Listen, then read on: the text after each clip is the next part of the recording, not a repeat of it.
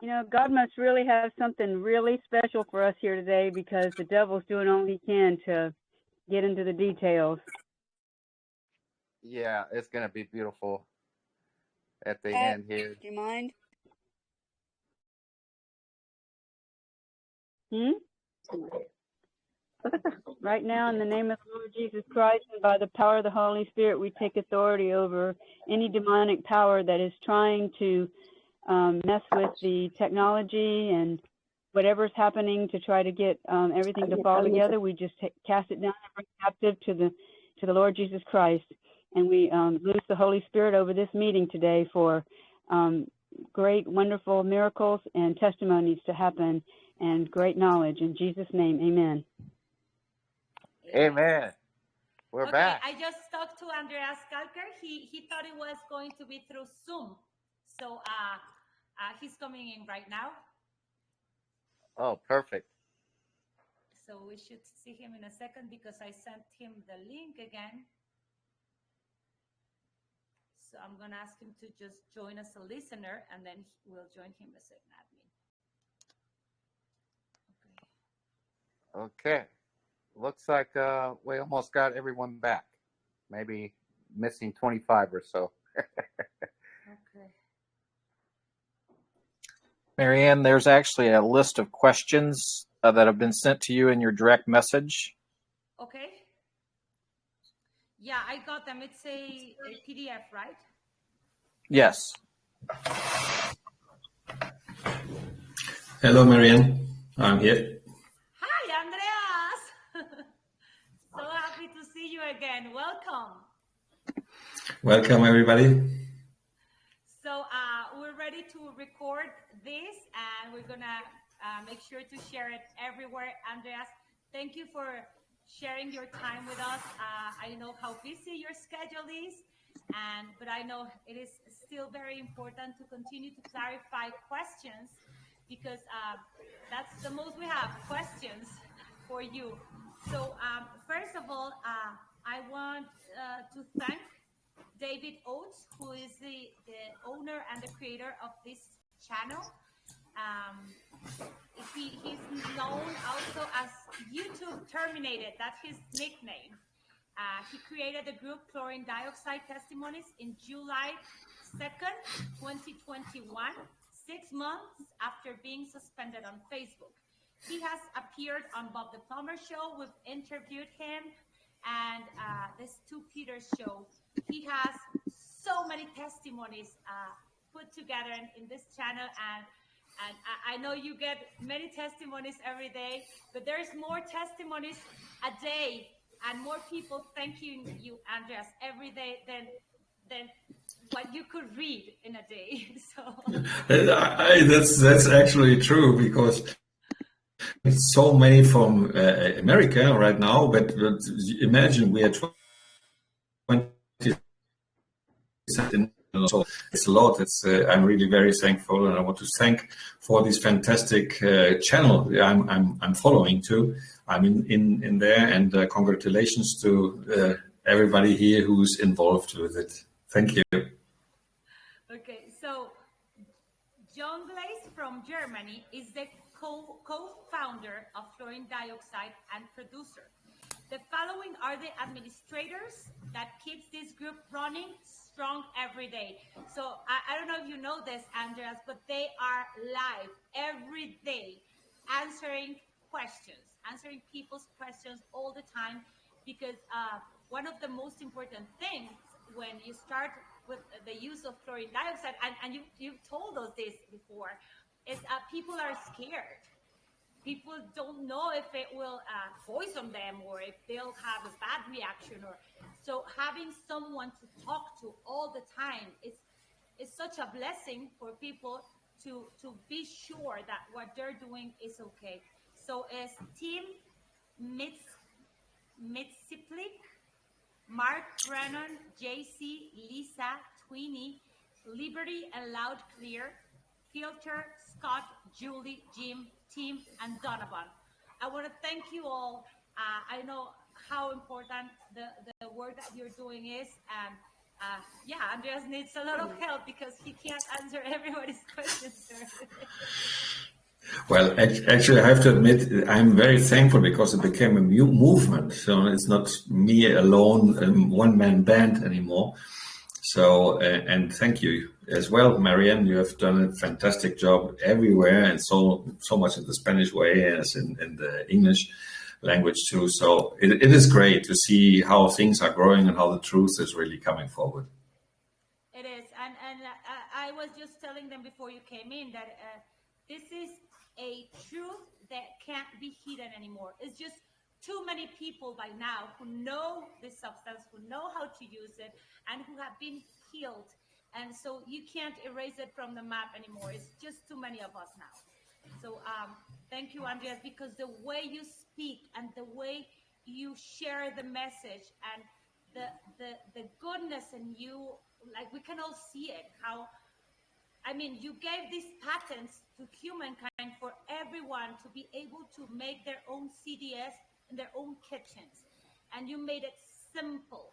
And you're not doing business with it. So I really, really want to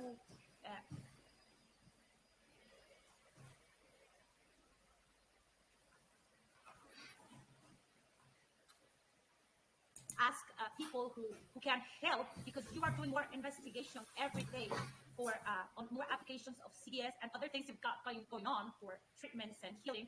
And there's a lot of people who are asking me, how can they help? I mean, they can help with their time, they can help by sharing the message and by helping on their friends and family's health. But some of them want to give a little more. So where can they donate for your investigation, Andreas? Because I know you're not doing any business with CDS. No, actually, the point, where's the point? Where's my inspiration that's coming? It's coming from a film. It's called Pay It Forward. You know, it was a little boy who was asked, how can we change the world? And even it's a simple film in a way, but it goes deep, you know. And this little boy said, if every one of us is helping 3 other people, so we can change the world, because I'm somebody who's been traveling along all the world, many countries. And so I see the good in the people, but I see as well the necessities, because health is very basic. And when there's no health, there's nothing, you know. You can be the richest or the poorest. It doesn't matter. Without health, we have nothing.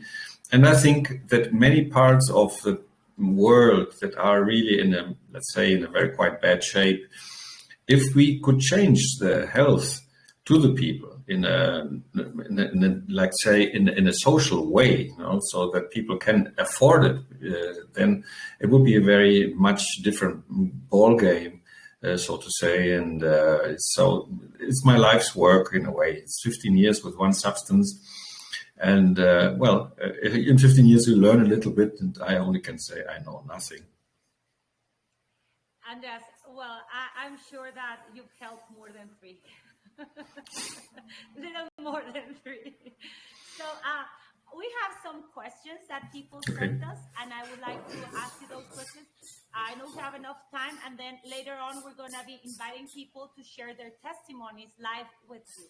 So the first question is, will CDS damage the eyes if a dose is too strong? 1,000 parts per million versus 100 parts per million. Are there any side effects? Well, 1,000 parts is definitely far too high for the eye. And as any substance can be detrimental to your health if it's too concentrated. For example, we have hydrochloric acid in the stomach, but it's a very low percentage. If we have pure hydrochloric acid on the hand, it burns your hand and it goes down. So we have to understand, in any case, we should not take 1,000, except, for example, if we have the spray, you know, the typical spray that is far away, it's just a little tiny drop. The dose makes the toxin, like always, but I would never put directly 1,000 in the eye.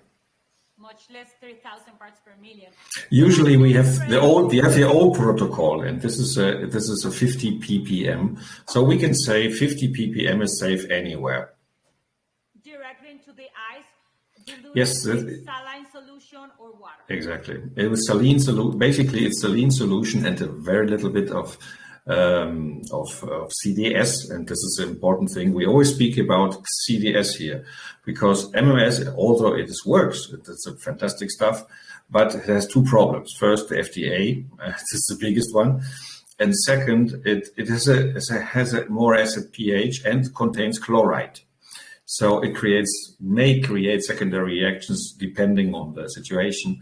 And the CDS is just a pure gas. And what people have to understand is that CDS, even if it's called chlorine dioxide, it does not contain chlorine.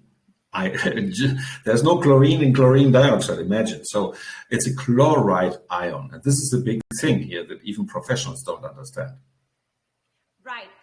So you were telling me on another interview that once you drink CDS, it becomes in your body only oxygen and a minimum amount of salt, correct? Yeah, chloride. So it's sodium chloride. So this we have to understand that sodium chloride or table salt is a chlorine substance too, but it has not two molecules and two atoms of chlorine. This is a chlorine, as we know, the swimming pool chlorine or the bleach or whatever. It has only one, and this one has a charge. It has a negative charge, and this negative charge is doing the job. Okay. Now, what is the difference between CDS and hydrogen peroxide? What are the pros and the cons of one versus the other? A lot. First of all, hydrogen peroxide contains hydrogen, so it's highly reactive in a way, because hydrogen and oxygen makes a bomb. The Challenger goes up with hydrogen, so it's a very different stuff. So in the process of dissociation of the hydrogen peroxide, we have OH groups. OH groups are free radicals. And there are different free radicals. We have a free radical that's chlorine dioxide, yes, but the low potential of 0.94 volt. But hydrogen, also the OH groups, this is very, very high. It's the highest. So it has 2.8 volts. So it's enormously powerful in terms of electricities. Yes, it can definitely create cell damage. And the second part is when you have this substance only has 2 electrons, and while the CDS can provide 4. So the CDS is stronger with less electricity, let's say. We have to understand a little bit, it's like this cell phone. If you have a cell phone and you charge it with 5 volts. If you try to charge it with 50 volts, it will burn. This is like a cell.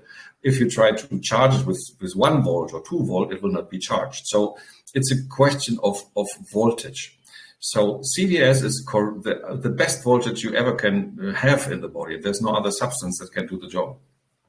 No other substance like CDS, No. like with the same voltage? No. So hydrogen peroxide can help, but it might be too much voltage for the body, per se. Especially in the split, because hydrogen peroxide itself has 1.76 volt. And the split group of the hydrogen peroxide, the OH group, has 2.8. So it's liking a very high voltage, and this is not good for cells. So you would never recommend hydrogen peroxide for? Depend for what? Every substance has its effectivity, and the amount is a different thing too. Actually, if we take intravenous vitamin C, like 10 grams, it's a huge amount. So the body actually goes through, let's say, a kind of, sorry to the academics, kind of shock. It thinks it's wow, I have a metabolic acidification or a metabolic shock in this. And it produces, through the Fenton process, it produces then hydrogen peroxide, because it can't produce chlorine dioxide. There's no way for the body to do that. So it's like, I have nothing to create oxidation, and as a scavenger in this way, or as an equilibrium, better to say. And so that's what the point is here. So vitamin C in ultra high doses actually is not an antioxidant, it's a pro-oxidant, because it provokes the body to create the hydrogen peroxide that the only thing he has to really, or can do, to reduce this acidity. I see. So thank you for putting it in such a clear way, because most of us are not scientists. I try to do it. I try to do it simple. I hope the academics pardon me for that. But with the cell charge, it was pretty clear for me. I hope it is clear for the rest of our listeners today. And for doctors or scientists, there you have your answer, very technical answer. Thank you, Andreas. So can a person, we have the next one. Does chlorine dioxide have any effect on the lymph system? If so, what would be the effects? Well, the lymph system itself is a system, this is our drainage system. And obviously, when there's too much, let's say, too much waste, the lymph system gets clogged in a way. And what's the reason to get clogged? The lack of oxygen, as always, So if you provide oxygen to the lymph system will be happy. The same happens to the kidneys and to the liver itself. So it's always a question of oxygen to activate the cells through the mitochondria. Right. Okay. So that's why some people, when they start taking CDS, they have this Herxheimer reaction or healing crisis. Is it because they're getting it all out? That's actually it's very low. We are speaking here about 2% or whatever. People that have they feel tiredness, for example.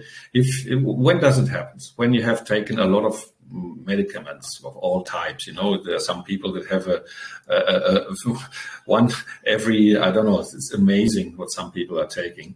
So they're actually toxins, and CDS doesn't decide by itself, it decides by toxicity. So the stronger the toxicity, the first it will attack.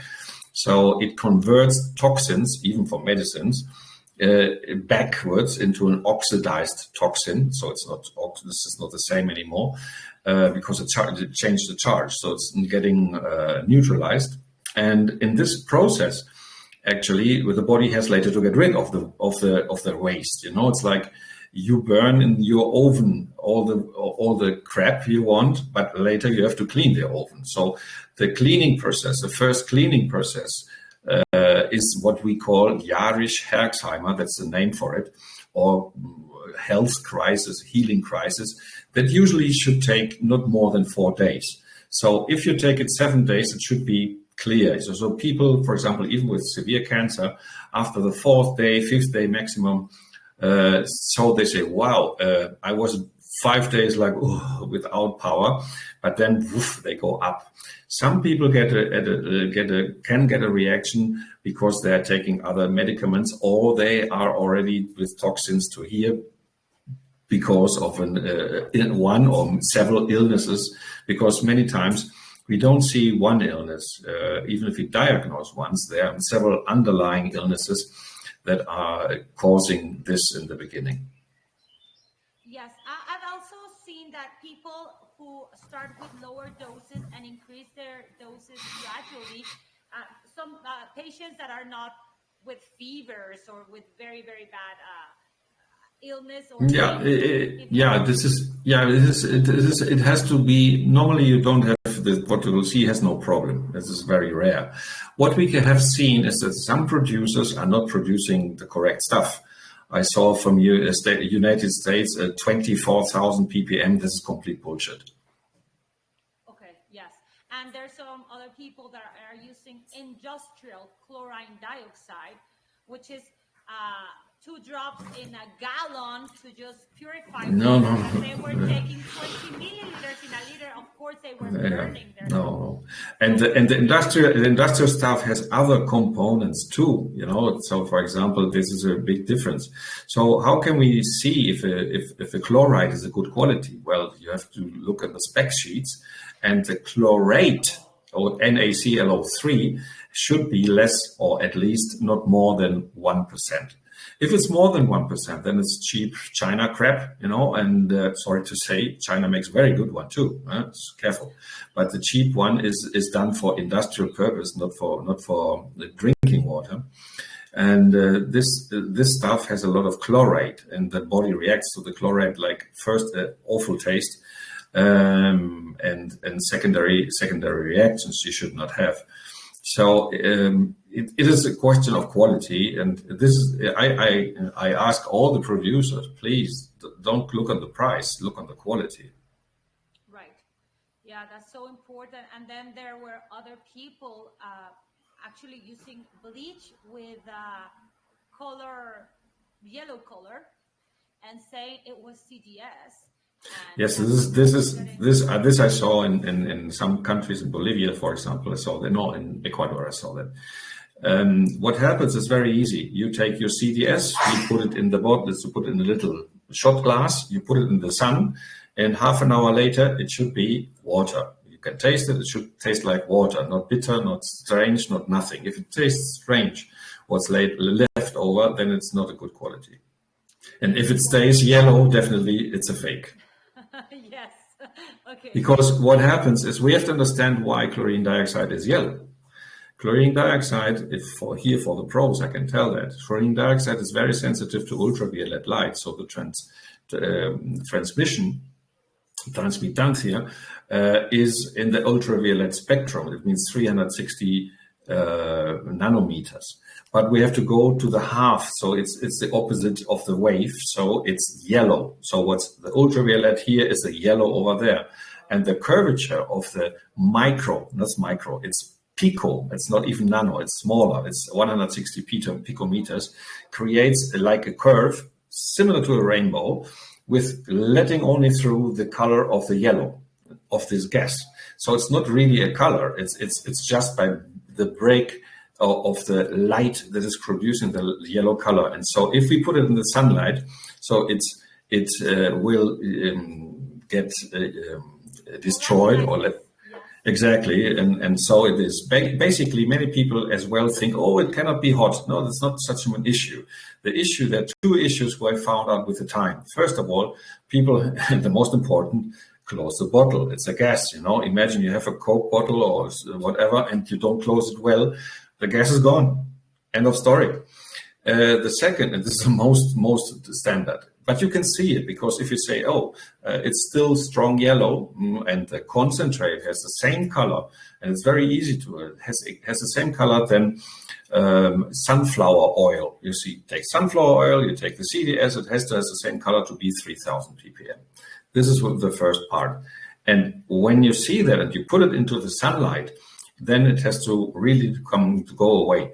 It is important, for example, for all the intravenous treatments, because in the beginning I saw that in some hospitals, where they did it in some countries, they put the intravenous and so on and so forth, but there was a beautiful window where the sun goes directly to the infusion bottle, and then the doctors said me, hey, Andreas, I don't understand. In the room 4 and 5, the people are very good after a short time, but we have here 2 patients that are not improving at all, obviously. So you have to cover it with a paper bag or whatever, and then it works. So this is the details in the substance we have to learn, everybody. Yeah, the little details. Also, I heard, Ricardo, my uncle here in Torreon, he's producing a lot of CDS. And so he has these huge tanks, but Torreon is very hot. So once he was filling the bottles, one of the tanks was halfway through. So half the tank was oxygen, was just air, and half the tank was the CDS. But Torreon is very hot. So by the next day, he tried filling the next 50 bottles, and the gas came up to the empty part of the tank, so the bottles were coming out very light yellow, and he was confused because he says, Marianne, I promise I tried it yesterday and I tested it, and it was 3,000 parts per million. It's not anymore. And then yeah, exactly. He says because the gas was lost. But you have to understand. Yeah, you have to understand. It's not the heat itself. If you have a bottle that is closed and filled up to the top, nothing will happen, even with the heat. But if it's half empty, from 11 degrees centigrades, the gas is boiling out, and so it stays over the liquid. It's not inside the liquid. You should, once you start to use it, you should store it always in the fridge. Always on the fridge, so that it's always cold and well closed. Doesn't come out. Yeah. And also the very big bottles, like 2 liters or a 1 gallon bottle, you're going to open it maybe 100 times. So it's better to fill little bottles, half little bottles, so that you are done with it by the month. Right? The best is pharmaceutical brown glass. Some people say blue one. No, blue not, because blues let the ultraviolet light through. So this is, again, the light problem, So brown glass is classic brown glass pharmaceutical bottle with a good tight cap, and that should work. And you can have it even opened for a few months. There's no problem at all. And if it's closed, it holds a year or more. Right. And if it's cold, because here in Latin America, we have people from everywhere, and then sometimes we send the bottles and they break, and you can imagine the gas in the boxes in the delivery. No, you should. Yeah, you should not send glass bottles. That's true, because we have PET bottles for pharmaceutical too that are plastic. This you can send. I'm speaking here for the people that make it at home, because if you have a big amount and it breaks on your floor, first open all the windows and don't inhale it massively. Right. So, but you can still use it on a plastic bottle as long as you take care of the bottle, that the sun doesn't hit the bottle and that it stays cold, right? More than heat, it doesn't light the bottle too much, And when the bottle is half empty, well, the heat is not okay too, because it gets out from 11 degrees centigrade. I don't know how much this is in Fahrenheit. That's why on intravenous treatments, doctors are continuously taking the solution up and down so that they can recapture the gas inside the recapture. You need really to have it cold, and intravenously it's not nice to have 4 degrees. This is the point here, So there is a little loss, but the bottle itself is closed, and if you have a needle in, the loss is minimal. So it's not a big deal. And your daily dose, if 1 liter bottle, this is not a big deal too. In the morning you have more concentrated, and in the evening a little bit less. But as the body has still some leftover, so it's an equilibrium. There's no problem with that. Wonderful. So take care of your bottle, even your drinking bottle, because I've seen it when I'm outdoors. By the 3rd sip, it's just water.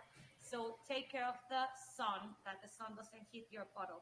Now, can a person who is taking extended release medicines for rheumatoid arthritis or any other extended release medicines, can they take CDS?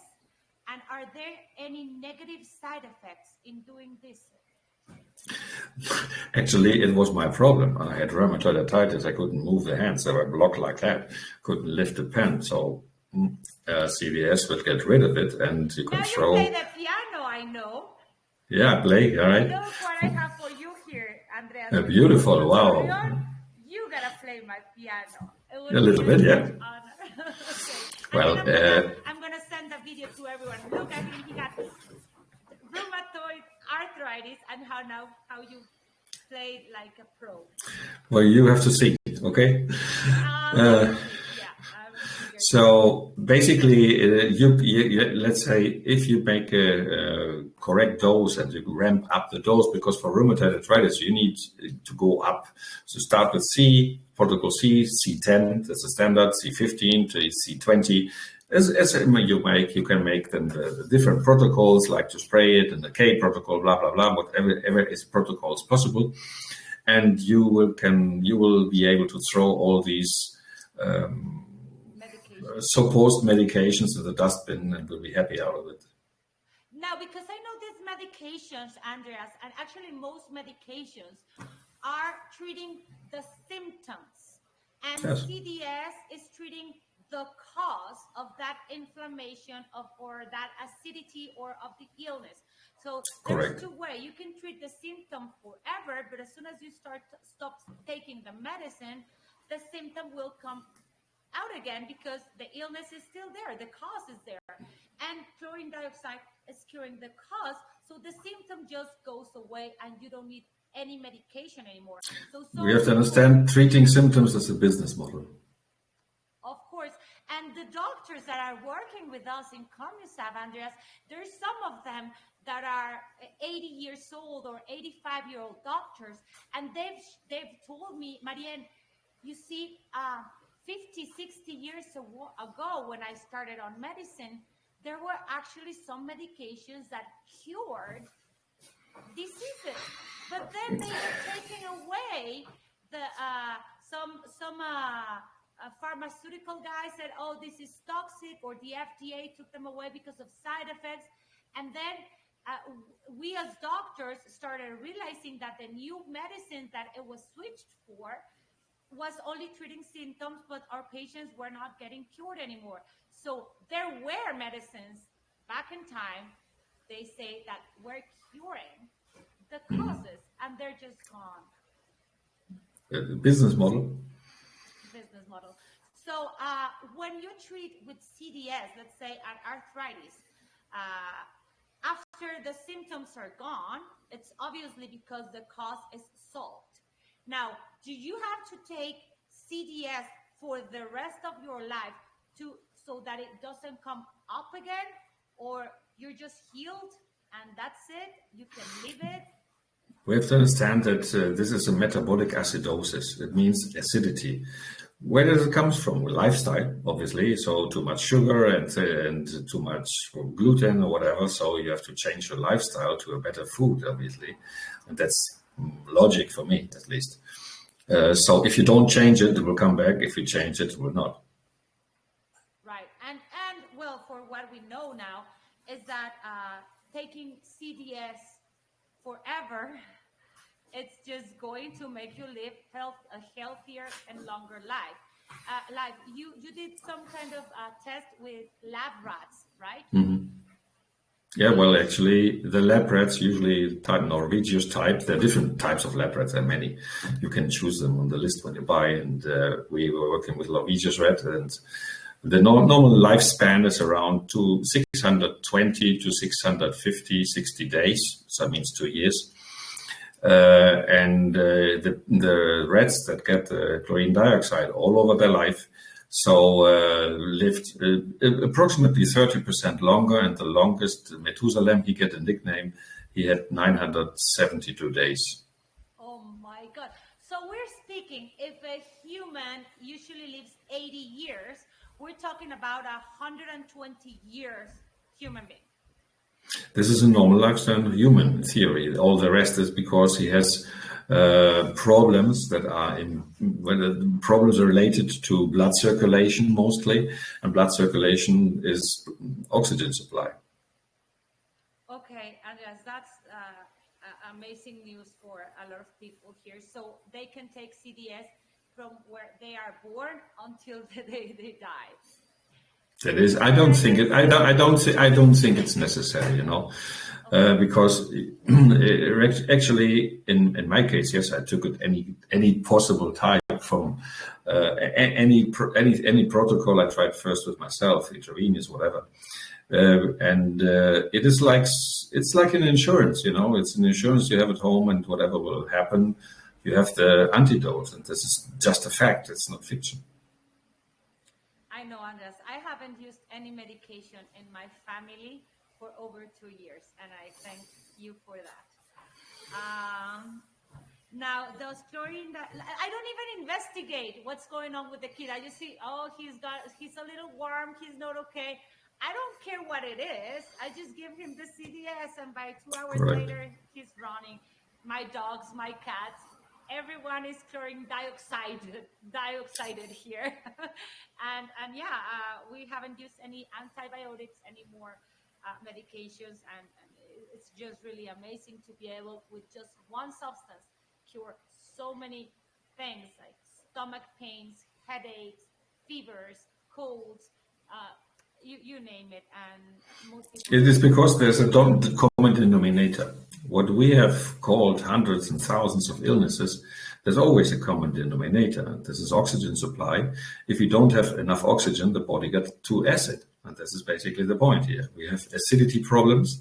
And the interesting of this substance is it reacts with acid. You know, so if there's an acid caused by a virus, a fungus, a bacteria, lactic acid, too much exercise, for example, or if you have inflammation, that's histamine, that's acid too. So it will react and release the oxygen, not anywhere in the body. It will release it exactly where the problem is. And this is the fantastic of this substance. And I can definitely tell it is the biggest discovery of medicine in the last 100 years. But we will see what the world will do with it. We'll see. Well, we're doing a lot with it, definitely. Now, Andreas, and the last question, she was asking if can she take these extended release medicines for arthritis while taking CDS? Yeah, by taking CDS, the symptoms will go away and he won't need those medication anymore. But in the meantime, while that happens, you can take, in 15 years, we have taken any kind of medicine with 1 hour difference, so I don't see any difference because it's a gas. It reacts totally different. Doesn't go to the intestine because it's absorbed practically 100% in the stomach. There's a diffusion process, it's called. So when you drink it, it gets warmed up in the stomach, and what happens? The gas goes out, the same as happened to your uncle in this case, but the stomach is a closed system. So they can only diffuse through the stomach walls, and this is what's called the first law of Fick. Then with the second law of Fick, it goes around the body because there's nothing to react with. But when there is something to react with, this means acidity, then it will react with these acidic parts and will release oxygen in this place. And there is something that's very important to understand. In the standard chemistry, they say, okay, we have intermediate parts. There was a big discussion here for some pros that are, and say, no, we have first we have chloric acid, and that's not the case, because actually in the standard chemistry, they say you will have the covalent bonds that are 270 millivolts. But they forgot that the covalent bond of oxygen is over 400. It's 420 to 450, depending on the equation you do. So the covalent bond of the oxygen is higher than the covalent bond to the chlorine. So it's bogus what's written in the books. You just have to do the math. And if you make the correct math and the correct equation, you see, yes, what I'm telling is true. Okay. Now I understand why I never liked chemistry. I'm sorry. I'm a really bad chemist. So my point is, it's physics. You know, it's just physics you do and say you have, for example, let's say the same thing in very, very easy. You imagine you have three different balls. You know, and what they say is that when it dissociates, it means it separates. That it does not separate into chlorine, chloride, and oxygen. They say, no, first is one leg and then the other leg. Okay, this is what chemistry says. So it dissociates first this leg, first that leg. And then we have to think about, wait a moment, we have to think about how much voltage is on each leg. Okay. So on these legs, we have 270 or 272, depending. So, and on this bond, from the oxygen to oxygen, we have over 400, 420 or 450. So you don't have to be a rocket engineer to see, hey, 450 is more than 270. Yes. So what happens with that? It means that when it breaks down the dissociation, the chlorine ion, chloride ion to be correct, the chloride ion, the negative charge, is the one that kills the pathogen, if there's a pathogen, first, because it has a higher voltage, yes, 1.36, and it will turn into salt. And in the same place, we have molecular oxygen that goes directly to the blood cells or to the cells needed. This is what we can see in the microscopy, in the videos from me, where you can see the blood goes like beautiful. It's a crappy blood, really in a very bad semi-coagulated state. It gets the oxygen back. It gets back to normal, and we can see it first on the microscopy, and second on the mathematics. And third, on the patient's health. Obviously. How they feel. I always tell them, well, how do you feel? We're great. Okay. So now, what's your problem now? Well, my analyses are not until a month from now. Okay. Just keep going on, and keep on taking. This is this is very important for all the vexed people. So we have now enough data to say, yes, the vexed problems, pseudo-vax, because it's not really a vaccine, the mRNA, they get really solved by chlorine dioxide if you take it from 3 to 6 months, protocol C. End of story. Right. And to make sure if the person is still with some little leftovers of feeling tired or whatever, just continue raising the doses until the patient feels perfectly fine, and then even continue 2-3 more months later, just to make sure that any acidity is completely gone. Especially in cancer cases. When you have cancer cases, the people come back, oh, cancer's gone, great, I don't take it anymore. No, take it a year more. Yeah, because definitely there was something in her body or her lifestyle, you said, that caused that cancer. Even people who worry a lot, or people who are angry all the time, they are putting acidity on their bodies because the glands are reacting to that anger or to that continuously worrying.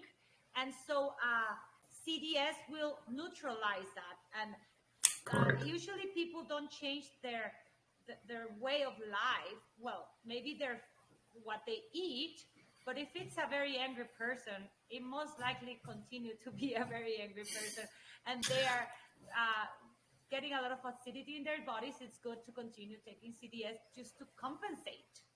There's a very easy way to do it. There are two types of people. One type of people that are focusing on the problem, and the other type of people, they're focusing on the solution. If you focus on the problem, you have more or less energy. Less energy. If you focus on the solution, you will have more energy. So obviously, focus on the solution. Right, and maybe that's why we are so energetic, Andreas. We are very much focused on the solutions for all of this that's happening now. Extended release medicines. You can take CDS 15 minutes before because you absorb it really fast, or 1 hour after your medication, right? Well, I would extended medicine is a slow reacting medicine, so I would put an hour before or after. So half an hour, 3/4 an hour in both sides. It's okay. It should be okay. But it will not. Nothing bad will happen. Shall she take them both together by?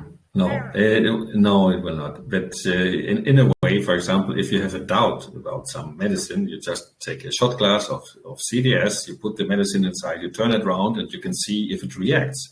And the worst reaction we have been observing in the laboratory is it turns into water.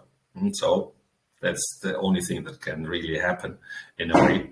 In this reaction, there are some sub-reactions that can really act, but it would render less strong the substance as well. But basically, we have to understand that standard medicine is normally receptor-based. It means the receptors in your brain, receptors you have, it's a key and it's a lock. It goes into the receptor and provokes whatever it has to. So. What's the receptor for chlorine dioxide? There's no receptor for oxygen. Every single cell in your body wants and needs oxygen, because we have to understand one thing.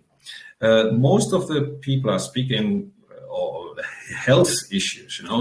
They are speaking about food supply, and supplying this, supplying that. It's always it gives the cell more energy. Yes, everybody speaks about the gasoline. Okay. Like in a car, but it doesn't matter if it's diesel or gasoline. It matters if there's air intake or not, because without air, there's no fire. So when we speak about food, how long can we be without food? Well, we can be 1 month without food, no problem. So the second is, how long can we be without water? Well, 3 days maybe, okay. But now the key question is, how long can we be without oxygen? Not even 10 minutes. So it same happens to our organs. So if our organs is oxygen deprived, they will die, the cells, just like that, and like in a minute. So this is exactly what the chlorine dioxide does. So if the blood doesn't come to this organ because it is clogged, or for example, if you're angry, it's like on tension and the bloodstream is not going correctly. So it's all cause and consequence. We have to understand it's a different approach of medicine. It's not a biochemical approach that 50 years is working somehow, but not really giving us answers. But if we come from the biophysical standpoint, we can understand it. Say more electricity or less electricity, and say there are only two illnesses: protons. This is the illness. We have protons and we have electrons. There's nothing else in the body. So the protons are always acidic. I don't care what's the name of the illness. Yeah, they do a good job naming illnesses, but not the causes of them. Now, can a person, we have another question. Per all the reported testimonies, we know that MMS and MMS1 have worked much better for autism. Yet CDS and MMS or MMS1 both provide chlorine dioxide gas. The real difference between these two is a hydrogen gas. There are many positive studies regarding hydrogen gas. Do you believe that hydrogen gas plays a major role on reversing autism? Somebody doesn't know about chemistry because there's no hydrogen gas in MMS. Nothing. Zero. Zero. MMS, what's the difference? The difference is that it has a secondary reaction. And the secondary reaction is what makes your stomach rumble, and it's not pleasant at all. This is a secondary reaction. So MMS is better. No, there's one person who says it's better, but I disagree because I have hundreds of cases where the kids are healed with CDS. So it depends on every person and what they want to do. But the fact is that obviously autistic child cannot tell you that it's rumbling in the stomach because most of them are not able to speak. We have, especially in Colombia, there's, I don't know how many hundreds of cases only with CDS totally recovered. It's the same with the saga of it doesn't cure malaria. That's total BS. Definitely it helps in malaria, but if you take it through the jungle in a bottle that is in the heat and in the sun, obviously what's coming to the person is not even CDS, it's water, so he will not get healed. So MMS in the beginning is absolutely great. I admire all the work of Jim. He is really absolutely. He was the starting point, but it's the grandfather of what we're doing now. So things advance, not only the cars. Imagine a telephone from the 90s and a telephone from now. So it's a little difference, And the point is, it's not only the telephone. We understand how the substance works now. So definitely it works on autistic kids, the CDS. What happens is when you have MMS in this case, MMS has maybe the possibility to go a little bit deeper into the intestines because it goes to the intestines. So yes, it goes to the intestine, but where is the real problem here? It's in the end, it's not in the beginning. So there are some places where, for example, if you have a Giardia lamblia, I could say yes, might be better or interesting, but really the side effects of chloride are described in the medicine, and we have to go not about opinions, we have to go about facts. So, and when the FDA is listing 10, 20 documents where they say the chloride is creating a harm, yes, and it's a fact because I have in the video, you can see I have in the video first, I have the bleach, it makes damage, and then they have only chloride, and chloride doesn't make the same damage, but it clots the blood. It doesn't really oxygenate the blood. So this is a big difference. And when you see then this last one, that is only the chlorine dioxide, then you see everything is opening up. So this is the right approach. And Obviously, if you have kids in the protocol, yes, you can use it, but actually you cannot because it's forbidden. So the other part is say, hey, I did not use this stuff. So I use something that does not contain chloride with a T, not chloride, with a T, where NaClO2. So it makes a difference, definitely. And the kids have, it's more easy for them too, because anyone who has taken a long time MMS, especially the one with citric acid, I only think about it. I go like this, the nails are rolling inside, even my toes, It's really awful stuff. And I remembered when Jim came to Spain and we presented him. There's a video actually online. You can find it, and even in English, how it was invented this long time ago with the cows and all that stuff. It's a beautiful video. And so he was amazed to say, wow, this is something great too. He said it himself. And I'm very thankful for Jim that he make it possible to look into. There were people even before him. So the real discoverer is Howard Ellinger, or even if you go further, it's a Mexican.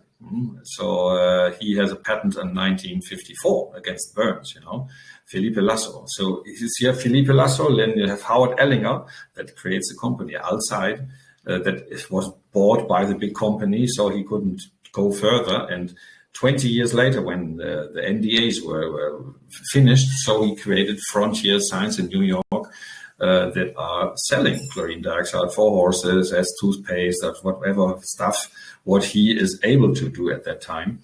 And then he made my book was in 16, and where I speak about all the cancer stuff, and he made a patent then on 2018 on the cancer because it works on mice, so more the same. But the Chinese have the patent too. You can make 100,000 patents, you will not be able to defend them. This is a problem. So anybody can make it. Yeah, anyone can make a patent with this because it works for so many things. Now, for the ear protocol, we do use MMS because there's a lot more gas coming out. Not necessarily. Not necessarily. No, it's not necessarily. It's both.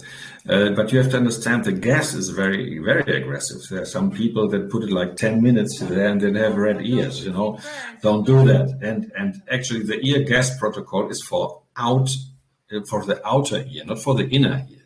So we have to understand this is the difference. If you have an inner ear problem, you have to make mouthwash, and you can put some drops of CDS inside, hold it a little bit, a minute or so, and then take it out.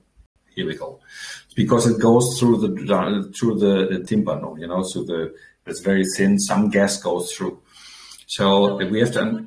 It's not the same outside. So the outside works till the eardrum, but the drops and you hold close it, then it goes a bit deeper.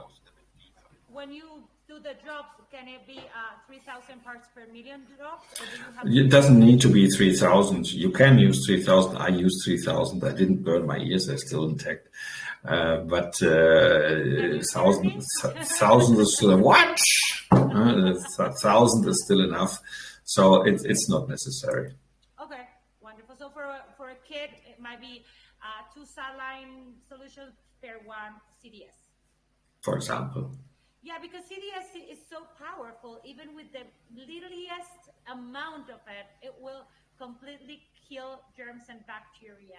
It's powerful and it's safe. It's safe. It's a safe way. So you say first it's safe because itself the toxicity is far from everywhere, and the second is that the acidity is much better. So the acidity is neutral. Some people now say, "Oh, I measured this with my." I have a meter, electronic meter, digital meter, and I measured CDS, and I found out it has 3.5. And I say, congratulations, but you didn't know nothing about physics, because if you make CDS in distilled water, there's no microsiemens. You cannot measure electronically distilled water. No way, no conductivity. It doesn't conduct. So the measurements of distilled water or triple distilled water are not correct because simply there's no conductivity. So if you have no conductivity, you cannot measure it like that. Okay, you have to make it different. You have to have a minimum microsiemens in the conductivity in the liquid that you can measure, because you don't measure the gas itself. So this is what happens. The other part is, if you measure CDS with it and it gas out in the gassing out process, it takes electrons, so the pH goes down too. So you have to understand how it works. Thank you for clarifying. Well, actually, this is all these things is what I'm doing in my seminars or online seminars, the master, whatever. Yes, and at the end of it, I want you to invite people to join your seminars, because it's all of these questions that sometimes we have, or Kemi comes out and starts telling people this is not a good CDS because this or that, and it's just wrong information. So make sure you get your information from source, and we have source here. So, yeah, I'm very open to professional discussions. You know, science is not about. Well, I wrote it just now to a doctor and said, nowadays science is more ego trip than search for truth. So I bow myself forward to everybody who can bring me some truth, because when I said I don't know nothing, it's true. You know, I know a little bit, but you know, it's called a Dunham-Kruger curve. You know, Dunham-Kruger, this is like the people that come from university. So you come from fresh university students, and they come and I know everything. Okay. And then they start to be a medical doctor, and then they go down and say, I know nothing. And then in the years, they start to know a little bit. And even if a lot of years, you know that you don't know. And this is the part of it, you know. There are many people, if somebody know and want to tell you he knows everything, stay away. Yes. Okay. Now, Andrea, so then would you say that CDS is as strong for healing than MMS? It's not about strength. It's about quantity. Like every substance has a quantity. So CDS with 3000 ppm is a saturated, stable solution. So that's the best you can have, you know, in a way.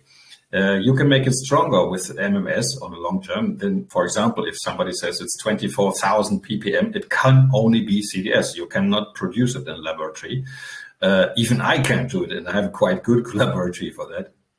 This is totally bogus. This is why I said when it's bullshit, what they're selling there. And so in America, I saw, you know, many crap. Sorry to say, I'm sorry for. I'm stepping on the toes of some producers now, but they have to know they have to make the right stuff. No, don't sell crap. And if you want, inform yourself. And so at least that all the producers should make the master to understand what the subject is about and what the substance is about. Okay, wonderful. So we can get exactly the same results with the right amounts of CDS than MMS, but without all of the stomach. We get better results. We actually get better results because there's no side effect. If you have the same substance and the same strength, if you have no side effects, it's a better result. Right, and then with CDS, you can continue to raise your dose without having these bad side effects. But with MMS, exactly, there's a point where you can't have one more drop because you just throw it all out. So that's one part. Let's say I have to admit, MMS can be useful if you have a lot of constipation. So then, yes, I have to say yes. It could be because it really relaxes this. So people with constipation, they could be. And when they say it's better, yes, it's better because it helps to get rid of it in the beginning. But when I speak on a long-term dosage, you know, like 3 months, 6 months, whatever, CDS doesn't have no side effects that are negative. And CDS you can do for NMS, let's say, or intravenously. You cannot do that with MMS. No, Jim Humble tried and he had a very bad experience. Okay, so there you go. Now, are there any reactions, be it positive or negative, for someone who takes bioidentical hormone pellets inserted beneath the skin?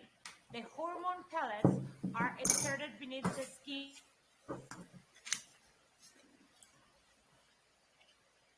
In every identical hormone pellets. You know what it is? I know, yes. For example, you have anti-conceptive if you don't want to get kids, and so you get it in under the skin in a way, on the long term. First of all, I don't think it's the right way. I have to say, admit. And if you don't want to get pregnant, there's a very easy way. Protocol V, vaginal protocol after the coitus, and they will not get pregnant. No way. This is because we have to understand that the spermatozoid is an individual cell that cannot dissipate the electric charge. This is why it gets like if you see them under microscope, all are going like this. You put with a micro needle, you put just a little bit of CDS in, poof, they all go. They go. They can't move anymore because in the mitochondria you have the ATP, the construct behind the ring, and so it's just stop moving right away. And the other very beneficial effect, if you have a partner you don't know, you will not get no gonorrhea, no tripper, no syphilis, no HIV, no nothing. You would not get pregnant in the same way. So I have that with my daughters, and they're happy with it. So vaginal protocol after having sex. You have it. Yes, you have a 20 minutes time. Have children, if you want to Yeah. prevent the treatment. Now, also at the same time, I've had over. But wait a moment. If you want to have. Wait. If you want to have children, if you make a vaginal protocol in the morning and have sex in the evening, then you are very, very easy to get fertile, to get pregnant. Yes. Oh, wow. And also, Andreas, I have around 20 testimonies by now of people, of girls who, thank God, got COVID because then they took their CDS to heal, and then I continued them on the C protocol for 3 months so that they wouldn't have any side effects later on because of the COVID. And one of them is my best friend, and now she has a beautiful girl. She couldn't get pregnant. And I've had more than 20 testimonies of women who couldn't get pregnant, 10 years married, and 7 in vitro or fertilization treatments, expensive treatments, and she could never get pregnant.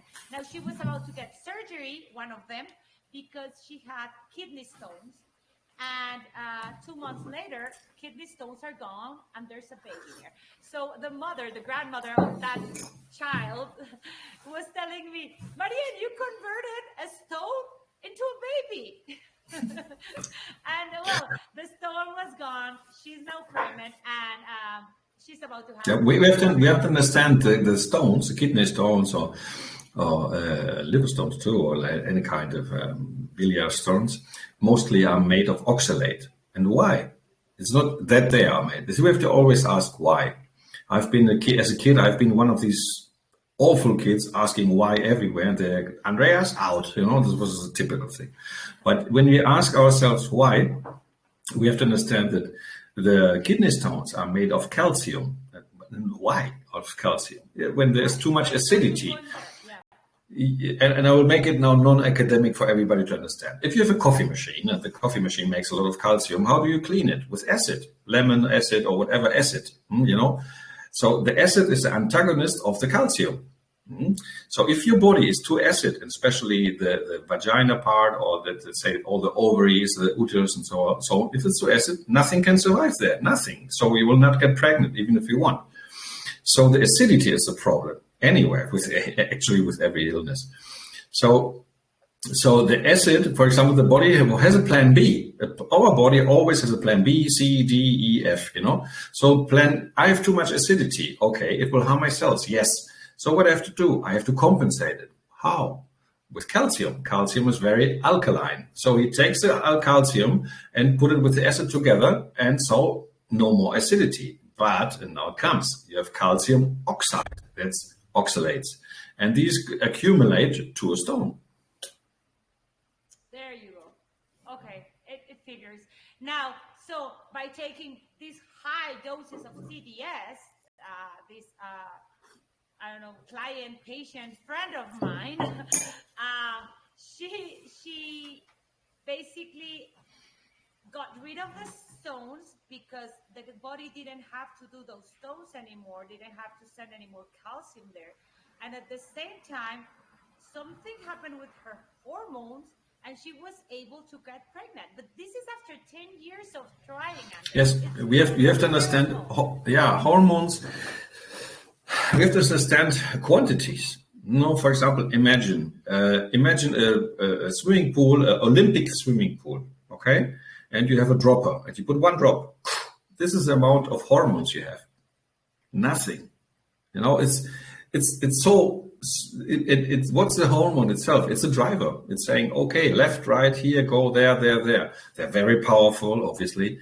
We know that when we are 20, 25, and how powerful they can be. You see a beautiful boy, and everything goes like this. This is a hormone.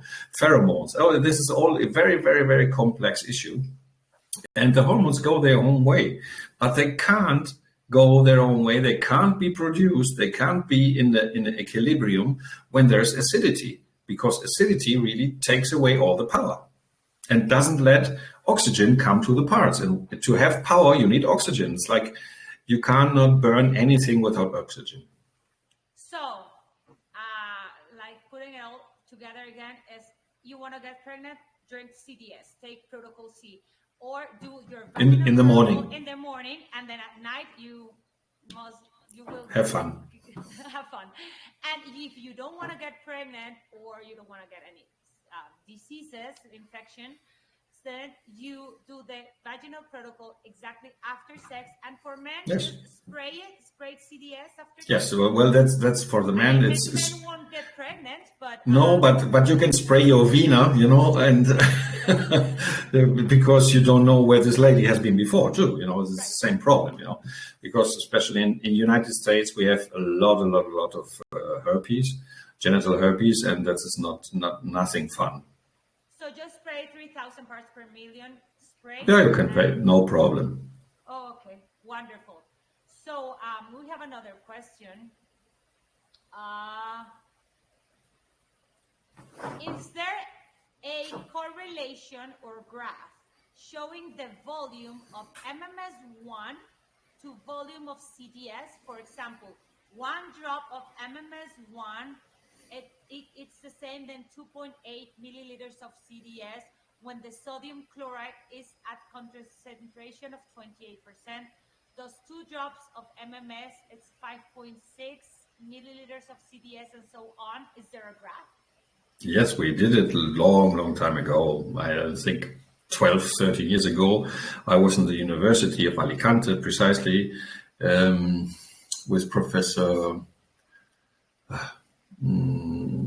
Rosillo, and we were making this equilibriums. And so what we found out is you cannot compare it directly. You have to compare it indirectly, because you have secondary reactions to take into account in the stomach. So in the beginning, you say, yes, there's a stochastic value. It means a chemical correct value, but you have to see the efficiency value. So you can say 1 drop equals 1 milliliter. That's the easy way for everybody to go. If you want it academically, we can do that as well, but it's different. And also it's very much more complex here. So 1 drop, 1 milliliter. And with CDS, you can continue to raise doses without being scared of having stomach. You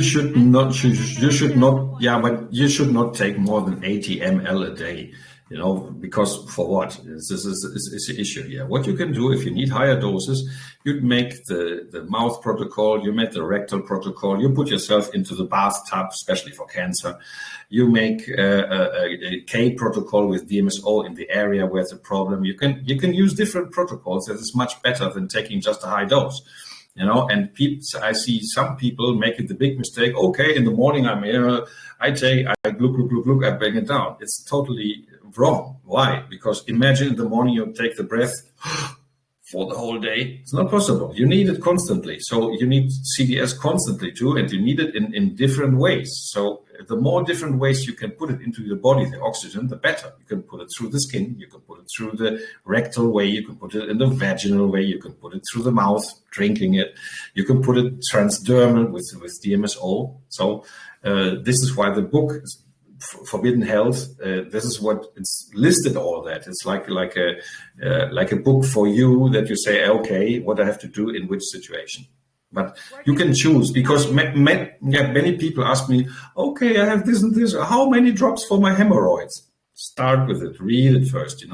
I'm sorry, but I can't answer 500 emails every day for how many drops for what. This is what the forum is for. We have a big forum, the Forbidden Health or Salud Prohibida. It's forbiddenhealth.com or saludprohibida.com. It goes all to the same. It's over 90,000 people. You can read it, part of it. If you're not member, you can write in, or if you want a membership, there are different memberships from the beginner to the pro. So they help to build up for us. All the money goes here to the foundation to create more research on that issue. So, and there's a lot of knowledge in this. This is huge. It's really big. So the people should inform the. Yeah. And can they get the book also there? Yes, for example, if you have simple things, start with the book.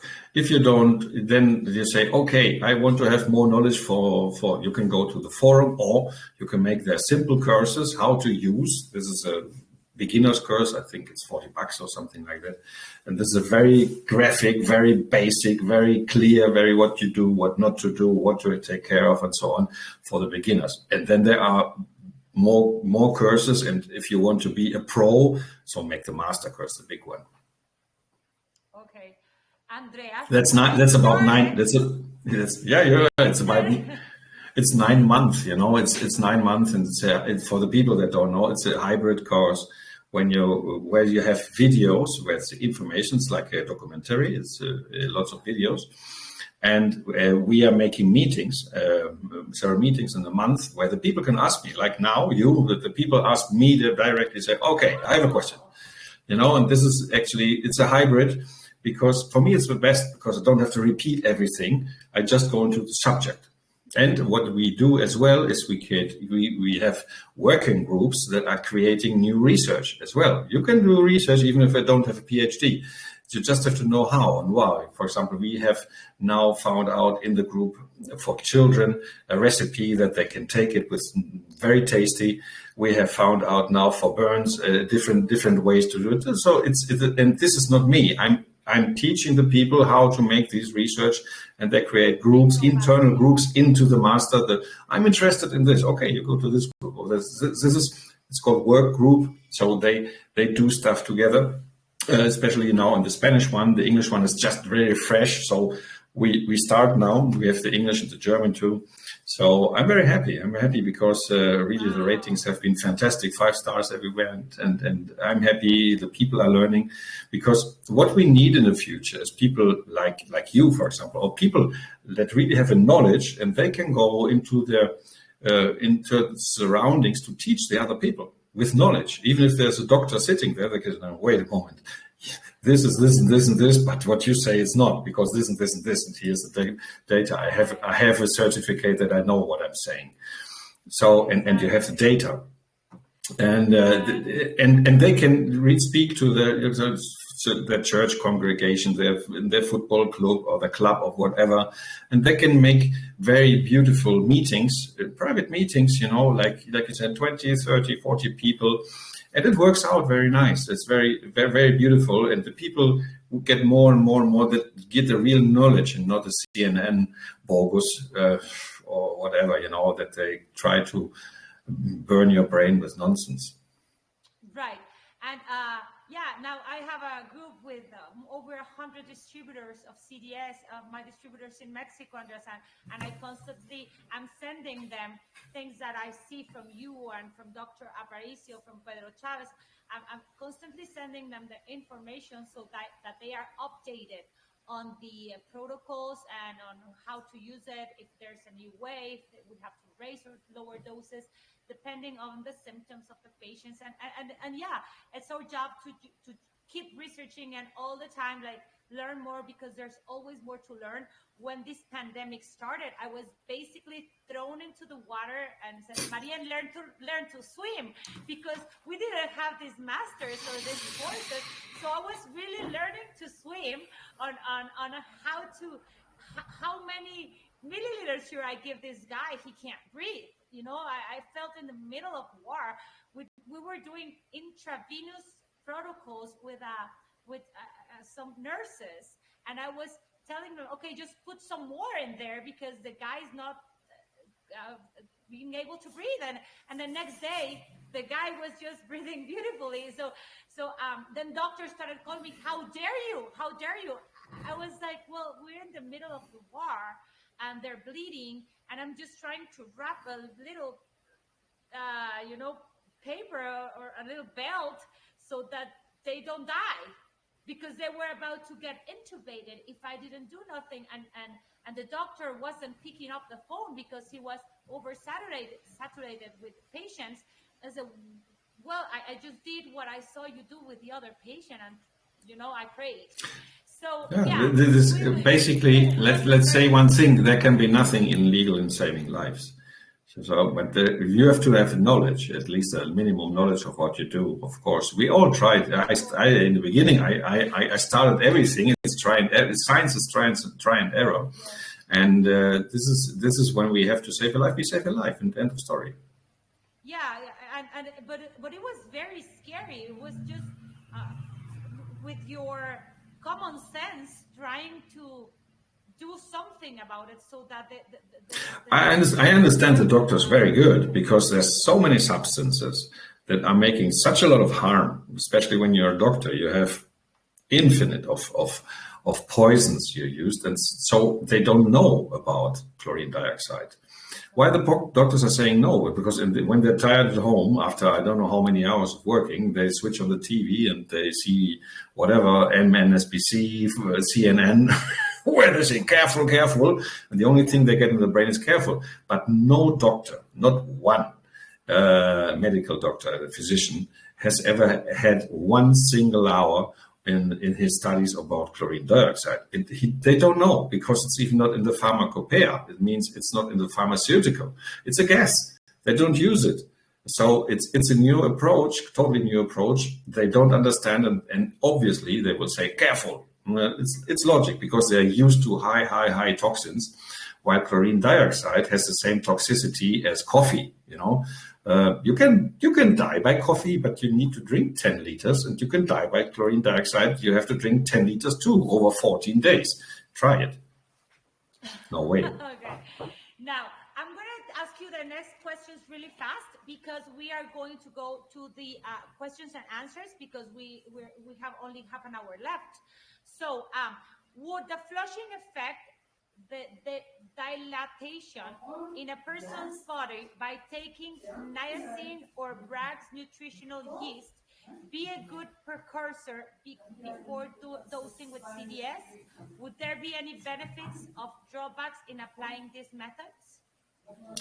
Niacin is like, for example, like amino acids, like other it's a base of our body. You say it's many food. So I don't see that there is a direct relationship of the need, because you have to take what you need, not what you think you need. That's a very different thing, because we've been told about more than 50 years now that we need to take antioxidants. Okay.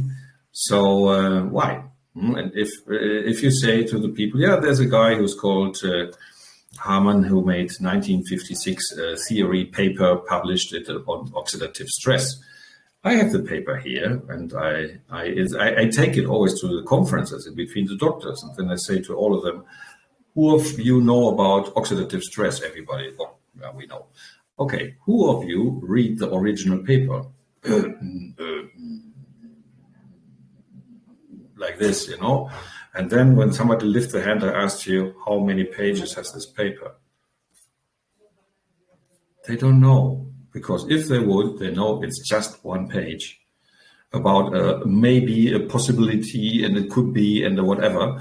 That wouldn't even be published today. No way. So he didn't. This is total hot air paper. What is written there, and we have $71 billion of sales the whole year. So think about what you do. Prevent oxidative stress. But what is the difference here? Okay, you have oxidative stress when you have OH. Excess OH. When do we have excess of OH? Okay, on Saturday we had a big party and we drink and drink and drink alcohol. Alcohol has lots of OH. So what happens in the morning and Sunday, you go to the fridge and open, where is the orange juice, orange juice, and blah, blah, blah, blah, blah, blah, you try it, because your body is asking for antioxidant in this particular moment. Okay, but what do we really have? We have reductive stress, because every single person that has a little bit of overweight, even me, because I have, needs more oxidants, not antioxidants, because the antioxidant cannot distinguish in between the OH group and the O2. O2 is what we need for breathe. So yes, it takes away OH as well. It's no doubt about that. But if you don't have enough OH, it will go to the next O2. So it will lower actually your oxidant potential, especially if you have reductive stress. So I could go years, speak years about that. We have to understand that we have been told so much bogus, so much, even on scientific-based bogus, and because what I say, it's more a question about ego than a question about truth. So science is totally corrupt. So let's say oxygen is always good for your body. It's basic. 3 minutes, 3 minutes, 3 minutes and gone. So actually, we have measurements about vitamin C in high doses. It can lower till 27% efficiency of muscular work. So with sport, so many people don't know how things really work. Oh wow, Andreas, thank you for clarifying. But wait a moment. But if you are, for example, anorexic, like one of these girls that are on the fashion show, whatever, or so-called fashion show, poor girls, and this needs antioxidants because they have nothing to burn, So it is. You need more, you need less. So there is a reason for antioxidants. I don't doubt about that. But So if everything. you're overweight, you need more oxidants, not antioxidants. Of course, you have reductive stress because what do you do with fat? You burn fat, and what's burning? Oxidation. It's called lipid peroxidation. That's burning fat. You burn your fat. You can make it by sport. You can make it by fasting. That's oxidative stress. So or you can make it. more and more vitamin C or antioxidants is going to make it harder for you to lose weight. Obviously. Wow. Thank you for that. Now, what is the best approach to taking antioxidants? This is a very similar question, like vitamin C, D, quercetin as examples.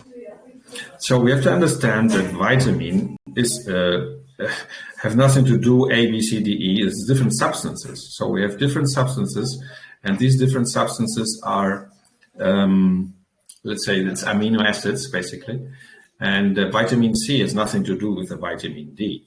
Okay. Yes, we need vitamin D. Who makes vitamin D? Our body makes vitamin D. That's basically what it is. And so we have to understand that yes, we can have vitamin D on a short term if we have something special. But what happens actually if you take constant vitamin D? Your liver says, because it's produced by our liver. So you put it in the liver, and vitamin D. Yeah, okay. Oh, I feel great. So what? And when you stop to take it, what do you feel? You feel like down. So what's going on? Because your liver's not producing anymore. It's getting lazy and saying, "Oh, I got enough vitamin D. I don't need to produce it." The same happens with any substance you add to your body that is not food. Because if you say, for example, I'm a man, I want to be more virile, I put whatever hormones like testosterone. I put the testosterone, and my girlfriend or my wife is very happy in the beginning, yes, but the day I didn't take it, so it's because your gonads will not produce it anymore. Why? No need for it. We have to understand. It's about understanding what we do with the body and not follow every idiot who has a PhD, or even me, I have, I don't know, can follow me or not, but to follow because he is a referent of a referentiologist, it's called, because somebody said, and somebody said. No. What somebody says is totally irrelevant. What we experience is relevant. If you experience something with your body and say, okay, this is good for me. I experience it. I know it. It's a pleasure. Take it, whatever it is. If you experience, no big deal, but you take it because somebody tell you to take it, I think this is another business model. Okay, now I have Dr. Michael on camera right now, and I think Yeah. we're going to start with the questions. So I'm going to ask these 3 questions really fast, and just give me a yes/no answer with Yep. like a 30-second answer for this. Is there anything in the body that CDS has not been beneficial for? Yes. What? There's an illness that's very difficult or barely impossible to cure. Which one? Stupidity. Okay, thank you. Can CDS be used in conjunction with someone taking blood thinners? Yes. Yes. Just need to monitor that blood. Only if it's warfarin. Only if it's warfarin, that's red poison. Okay. Can CDS be used with someone who has a pacemaker installed in their body, or someone who has metal in their body, surgical, stainless steel, or titanium?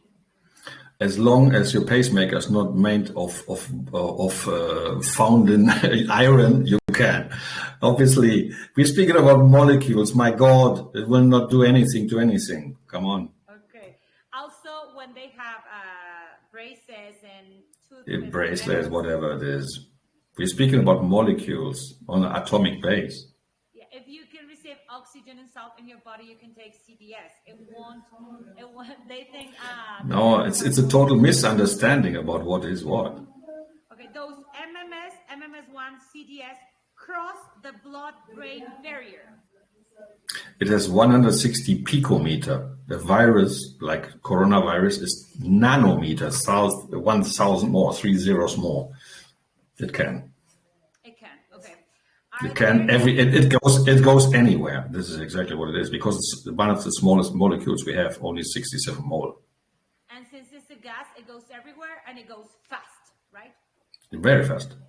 Are there any benefits in using cannabis in conjunction with CDS?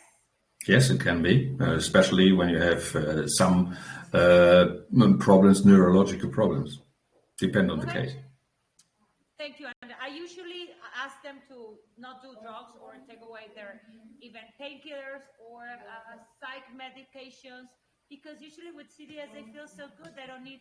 You have to no. Well, you cannot say you use it forever. You have to understand it. Once you understand it, you will use it correctly and say, okay, I have a problem with this. I take some cannabis, or I take other herbal remedies, or I can take even medicine. There's some medicines that are very good. See, we always speak bad about pharmaceutical. No, there's some that are really good. And so depends on every case. You cannot make it globally say, okay, I remember Jim in this case, he thought, oh, it will kill every cancer. No, it's wrong. It doesn't. You have a high percentage. Yes, it's more than 50%. Yes. The official medicine has a 3%. Yes. So it's much better, obviously. But cancer is very complex. So you have in cancer, you have a metabolic acidosis. This is what it's called. It's acidity. And this is what is caused by what? And it can be chemically, yes, but normally it's caused by a trauma in the beginning. So if you go backwards, you have 9 months of a big trauma, of a loss, for example, breast cancer with the loss of a partner, of a child, or whatever. You have prostate cancer with loss of terrain or loss of male power. And everything is related in a way or another.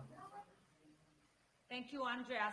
Now, we're going to start with the questions and answers before we leave, because we're almost out of time. Yep. David, would you like to come in? David Oates, are you there? Yes, I'm here. Hi, David. So Yeah. I'll give you Andreas. Thank you, Hi, Andreas. David. Hello. Hi, doctor. What we were looking to do, because we all love hearing the testimonies, we would allow to open it up to the members here and allow them to let you hear some of their testimonies. Yes, sure.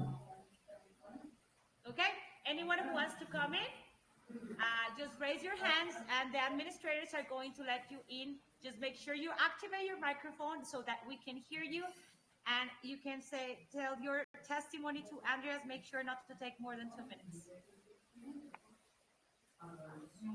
Julie, you go ahead and Tanya. select them. Hi, Andreas. It's Tanya. How are you? How are you? Sorry, I'm just jumping in real quick. But more than a testimony for me, I would like to ask you about the use of chlorine dioxide solution, CDS, or chlorine dioxide combined with sodium bicarbonate, because there's just have been so many like questions about how you combine it and if it's okay to use it as a therapeutic and how.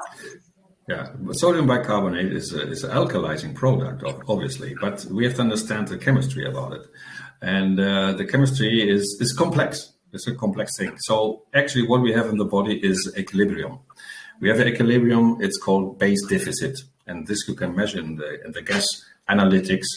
And sodium bicarbonate has some issues, for example, like it made carbonic acid. It can turn with water, turns into carbonic acid. So from the alkaline, it goes directly to the acid part, even if it's alkaline in a way. So our body has a lot of CO2. Where comes the CO2 from? This is basically the same, bicarbonate, double or simple.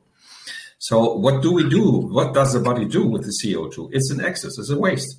You have to breathe it out, So you have to breathe out this. And I don't say that sodium bicarbonate can be a very good thing for certain things in a special way, but under controlled conditions. Because if not, you will make you will destroy the equilibrium in a way.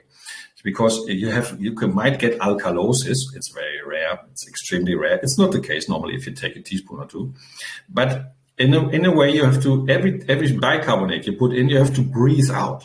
So if you're a sports guy, yes, it will be a very, very interesting thing, because when you make exercise, you have less acidity and you can breathe it out because your breathing process is it. We have to understand that the process itself, it's a very complex process, the gasometric analytics. So what is, and then there's, for example, there is, from my point of view, scientific point of view, there are people saying, oh, bicarbonate is the best. I have to respect it. I respect their opinion, but it's an opinion. So the equations have to be done. So we have to make a correct equation of not too much, not too less. So there are people that bicarbonate can be good, and there are people that are bicarbonate can be very detrimental. Because on the condition they are. So there are people that say, oh, we breathe too fast. Yes, but the question is, when we say, why do we breathe too fast?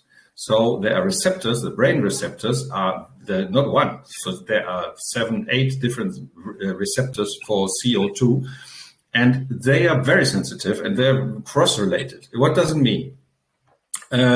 It can be by your thoughts. For example, you are preoccupied that your breath goes faster, but it can be by 7 others. So we have to understand where comes anxiety from. People think anxiety comes from thinking. No, anxiety can come from many different things. It can come from thinking, but it can as well come from what? If they have too high carbon levels in the blood. For example, intubated people, what do they die from? Because the oxygen is on 90 something. Why do they die? Because the CO2 levels are too high. So this is where they die. So it's about the unequilibrium of the gases, because you don't get rid of the CO2. And bicarbonate is the CO2. Okay? So you have to convert the bicarbonate into breathing it out. As long as you breathe it out, perfect. If there is an illness that is complex or complicated, it can be detrimental. This is what I want to say. So bicarbonate, in a way, it's not the right way, because it does not give you energy. Bicarbonate is the buffer. Yes, it raises the pH, but it does not give you energy. Energy you only become because of you have oxygen. You breathe in and your blood goes from 20 millivolts to 25 millivolts. So venous blood and arterial blood has 5 millivolts of difference. So this is why we breathe all the day, and have a higher voltage. And this high voltage, we have to understand, is produced through the process, not through the oxygen itself. So if we have, make it very simple. If you have a lemon is acid. If this lemon, we can put all the bicarbonate we want, yes, it will may take less acid, but it will not become alkaline itself except with only bicarbonate. So how can we take the whole lemon into alkaline? We take the lemon, we put it under fire. First, the water will boil, and when there's only dry lemon left and you have more fire, the lemon will burn itself and turn into ashes. And now it comes, oxides. Ashes is an oxide. Ashes are alkaline. So you have two things. First of all, you have something to create the energy with. It means the oxygen that we cannot be without 3 minutes, okay? And the other is that we have the, and this is very important, and that we have the conversion to an alkaline product. That's the ash, simplified.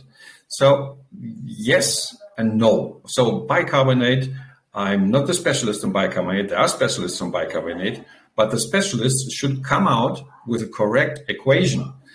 Precisely today, I was writing with a specialist of them and said, hey, yes, I know that you've been studying 15 years, but I want to see the equations.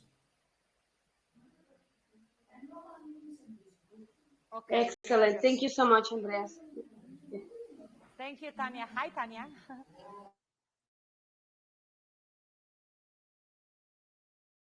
It's a very complex question. It's a very complex question.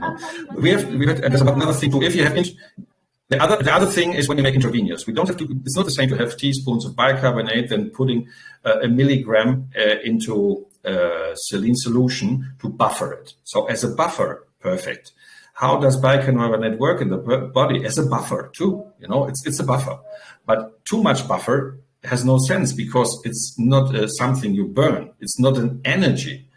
It's a waste product you have to breathe out. So yes, a buffer is under certain conditions, certain circumstances, very useful, but no, it is not useful under other conditions. So it depends on the condition. That's what I want to say here in an academic way.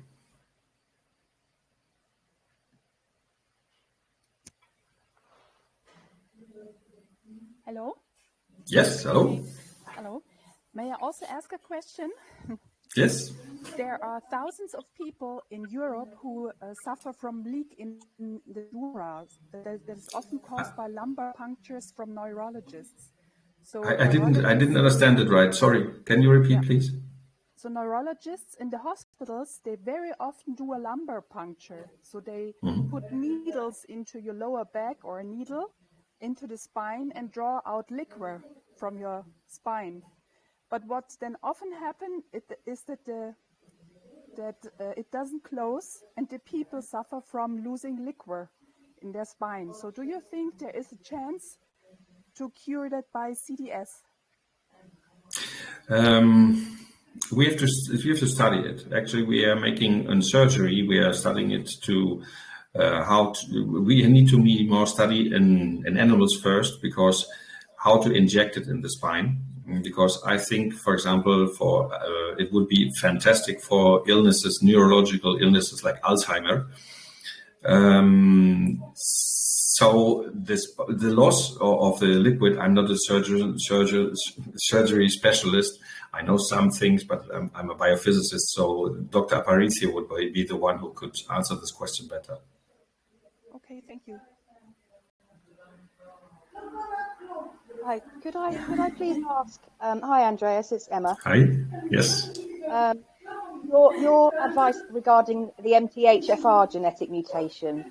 Specifically, I'm thinking about my detox pathways not being open and whether I actually need to open them first before doing CDS. I tried CDS and I had quite a strong Herx reaction on my first day, so I stopped and wanted to research more. And I just wondered whether I should be doing stuff first or whether CDS will kind of bypass that and do what it does regardless. There are two ways. We have to understand CDS. For example, it's like cleaning the house. You know, you can clean the house with a bulldozer, or you can clean it step by step. You know, so in hard reactions, it may be better to start with a low dose and ramp up steadily. Why? Because in the process of oxidation, obviously you have oxidation residues, most likely people that have heavy metals or whatever. So what happens is, like all the crap comes in the same moment because it's very radical. It kills a lot. So you have the hexamidelex if you have a hard one. So start slowly. If you have a high load of toxins, of whatever kind of toxins, can be chemical origin, it can be as well of biological origin, doesn't matter, or both. So start slow, ramp up slowly, and in this case. There are other issues, for example, there you can take, if you're a hardcore specialist, you say, oh, I don't care, I put it. I don't recommend it so much. You know, I prefer to ramp up slowly. Feel good is the best thing. We don't have to force our body into my personal opinion. That's great, thank you. And do you have many testimonies of people with it helping their depression and anxiety as well, like mental illness? Yes, especially we have several groups of psychologists and psychiatry as well. And we have even some places that unofficially are using it and are getting empty, you know. So it's a very, very good one. Even for schizophrenia, I had cases. There was she was a veterinary, actually. And it was, so we have to understand that the gut, in the gut, well, for example, in her case, it was parasites. So when the microbiome is affected, what has happened? Well, basically, the most common affection of the dysbiosis, like in all the autistic kids, is that you have a mucus, and this mucus basically it's rhamnolipids. You know, it's make Pseudomonas aeruginosa. It's a typical one. It's a bacteria that protects themselves by creating a mucus, a heavy mucus. And this heavy mucus is in the intestine. And what happens is that in this mucus, all the other animals, let's say, all the parasites are happy. So there have a lot of parasites, Giardia lamblia, whatever you have, all of it. And the problem is that this mucus to the inside it's not, let's say, you have ammonia to the body, and the food is eaten, it's not absorbed correctly. You have no correct fuel absorption. So the microbiome is out of place anyway. So what happens is when they make enemas, they can come out lots and lots of slime, or they look like a worm. It's not a worm. It's parasite, has parasitical magma, I call it.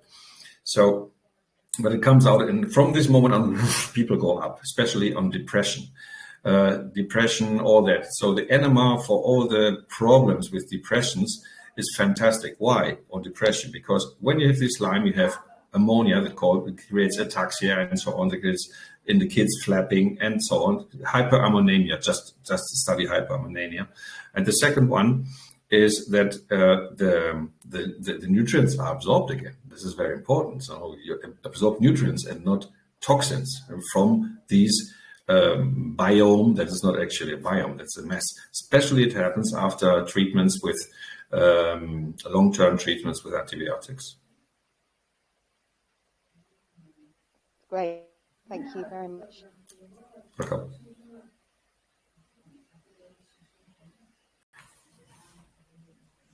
This is Charles. Excuse me. I'm sorry. I'm sorry. Lisa B., you're next. Yes, hello. Hi, Andreas. Hello. Hello. Hi. I'm calling from Scotland, and I'm curious actually because I have rheumatoid arthritis. I'm currently on a biologic injection that I have to do every 2 weeks. Reluctantly took that just because my mobility was really, really bad.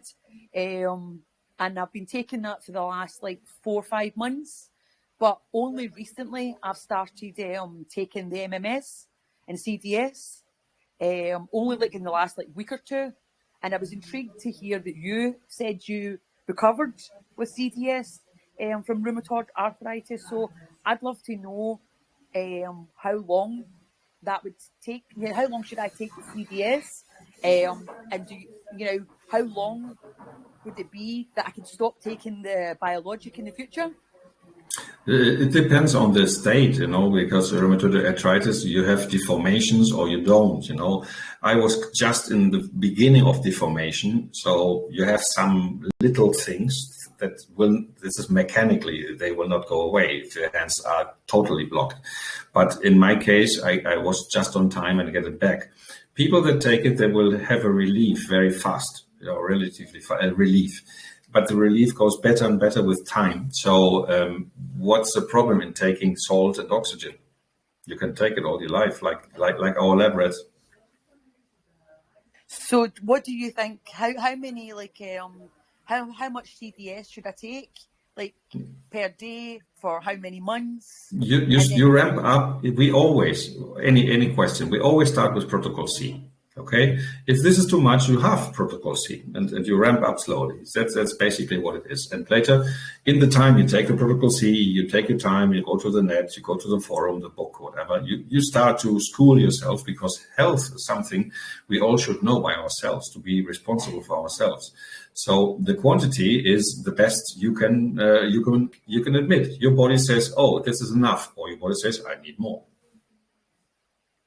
And when do you think that I would be able to come off the biologic injection? When would that be? Depending on the case, relatively fast, actually. You will feel it by yourself. You have to listen to your body. Actually, as kids, we listen to our body and say, to our mom, "I don't want to eat anymore," and she said, "No, I want to eat more." So we override all these body issues, and later we are unable to listen to our body. So if we listen to our body in the correct way, we know what's good for us. Thank you. You're welcome.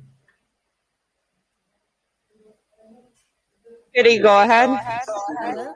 Oh, pardon me. Okay, hi, hello. I'll go later because I forgot what I wanted to say. Okay, hello.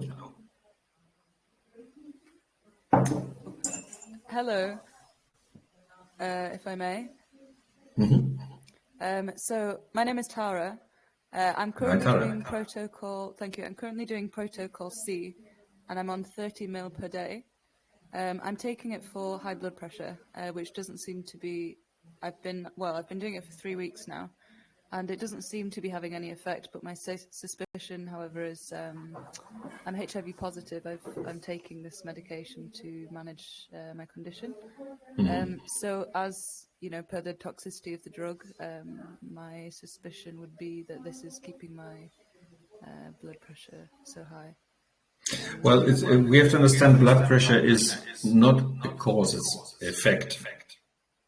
So if you have HIV, obviously, I hear echo now. I think that it's very loud. Maybe you lower the volume. So if you take HIV, if you have HIV, obviously you have a blood problem in the blood, and so the oxygenation is not the same. So the body compensates the lack of oxygenation by higher blood pressure to get enough oxygen to the brain. So it's an effect, it's not a cause. The real intrinsic cause is most likely HIV, and now it comes all the other underlying illnesses, because it's a defect of the immune system. And if you take now the HIV medicaments, then it's normal that you have high blood pressure because they are so highly toxic. Yes, thank you for your insight. Do you have any other more practical advice in terms of me taking this? We have many people that have. Oops, I have echo again. So we have many people that took the HIV, and we have even negativations of HIV in the course. They take it on long term. They take it long months, 6 months, 9 months. In the beginning higher, then later they go lower, and they're fine with it. This is what happens. What happens with HIV in the beginning is, and this was one of the first studies of Dr. Schuster in Africa. So in the beginning, you can see when you have HIV that your viral load goes up till the roof, and the CD4 went down to nothing nearly. And Dr. Schuster, in this case, he panicked and said, "Oh, we are doing harm to the people." But the people came back and were singing, and "Oh, I feel much better," So what's going on? It was really very, very serious in these cases. and they feel much better. And so we said, oh, what's going on here? So what happens actually is the infected cells, yes, they get oxidized and they release the viral load in the beginning.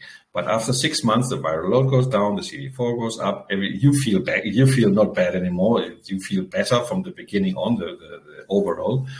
And so we had one case, it is now 12 years ago, one case of a complete remission. There was nothing to detect anymore. But as it's only one case in the science world, it's not valuable. So you need to have at least 2 to be in value of these 10 people we had in the beginning.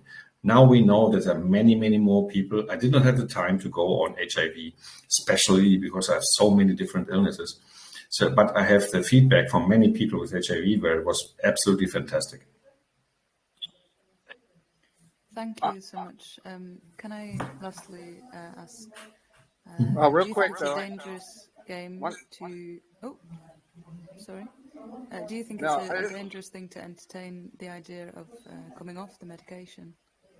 This is a decision of everyone. I'm not authorized to undo any medical protocol. You have to understand that's your decision. There are many people that have done it and they're fine with it. Thank you again so much. Thank you. Andreas Kalker, I just wanted to get with you. I appreciate you taking so much time with us today, and I just wanted to see. I didn't want to be rude because I know your time's valuable.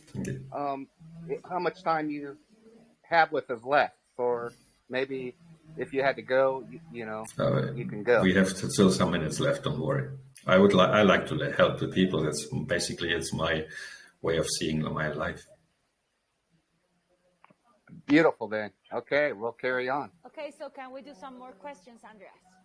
Put some questions. I think this is an important thing for the people. And let's go. Okay. Anyone else who has a question?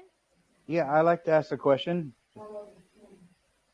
2 years ago, I was a team of doctors in Ecuador. We're using an IV push, and they were going to people's homes to treat the coronavirus. Looked like a 50cc syringe with maybe some CDI in it. To me, the next pandemic, maybe in my opinion, is worse with all the vaccinated people. Maybe they will get really sick in the next 1 to 2 years. Hospitals will probably be overloaded. And I think that idea looked pretty good, but I don't know what your opinion is in using an IV push for such a pandemic scenario situation. Was that effective in Ecuador? It was at IMEMI, precisely. I was before in Ecuador in November, and I gave seminars to the doctors there. And this is when they called me in February, March, and said, we have here a very severe thing. In Guayaquil, it was the worst, 15,000 dead people. So they have a really horror scenario there. And there's where COMUSAF started, because this was the beginning of all of that, and they used it. So they asked me, because the director of the IMEMI Medical Association, was diabetes, and he was, I think it was saturating 60, something like that. And they know that intubated, he will not survive at all, especially with diabetes. So they have called me and said, can we do that? I said, of course, you learned it in my course. Yeah, but we never did it, so start.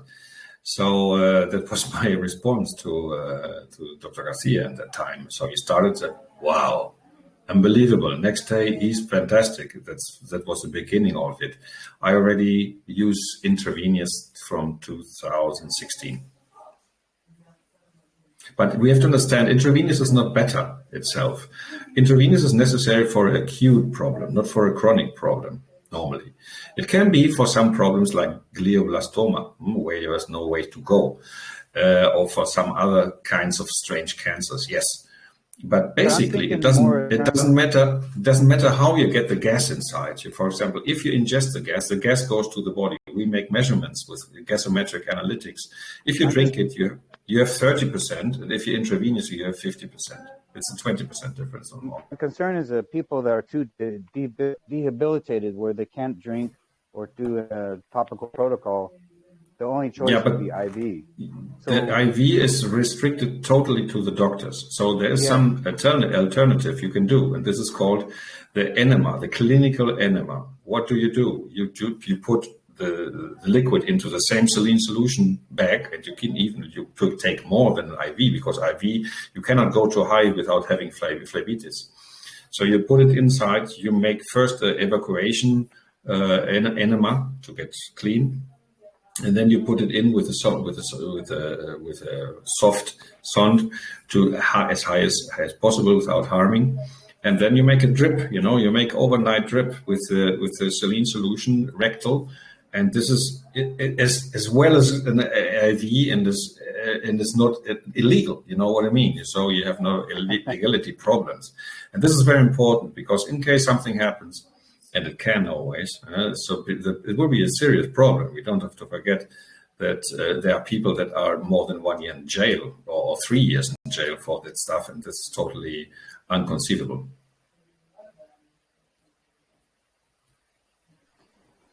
So if you're doing the enema, you're not drinking a protocol?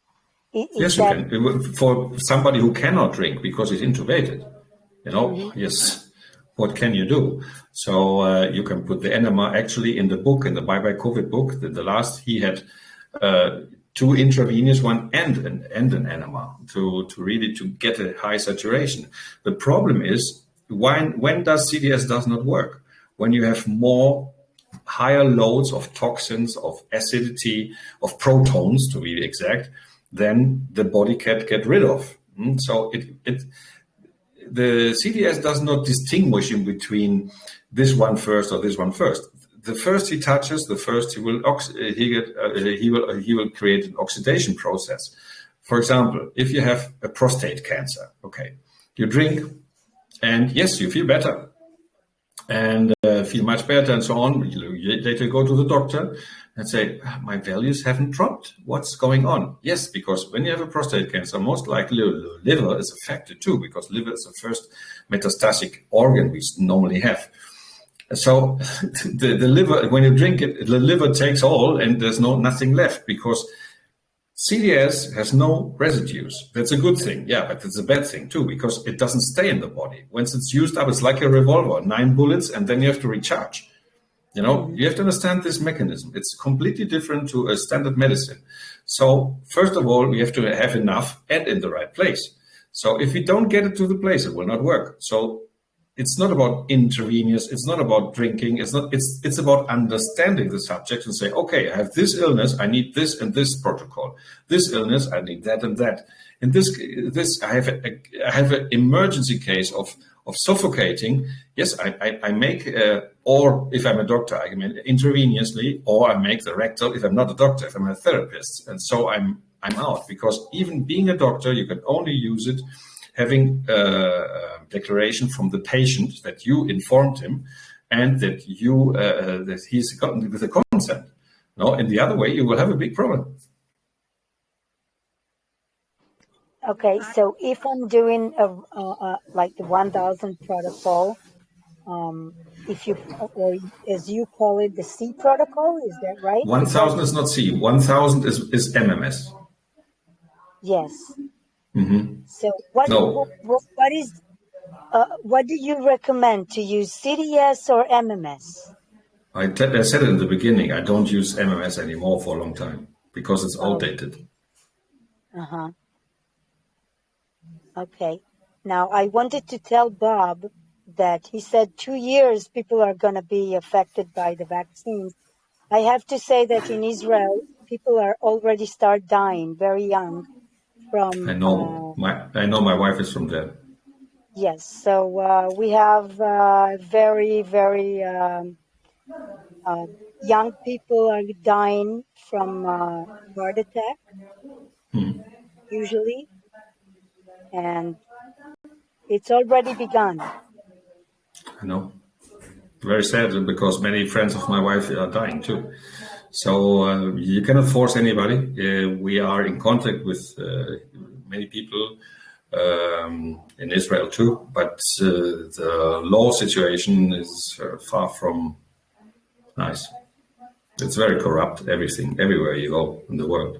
And Israel is one of the main places, you know.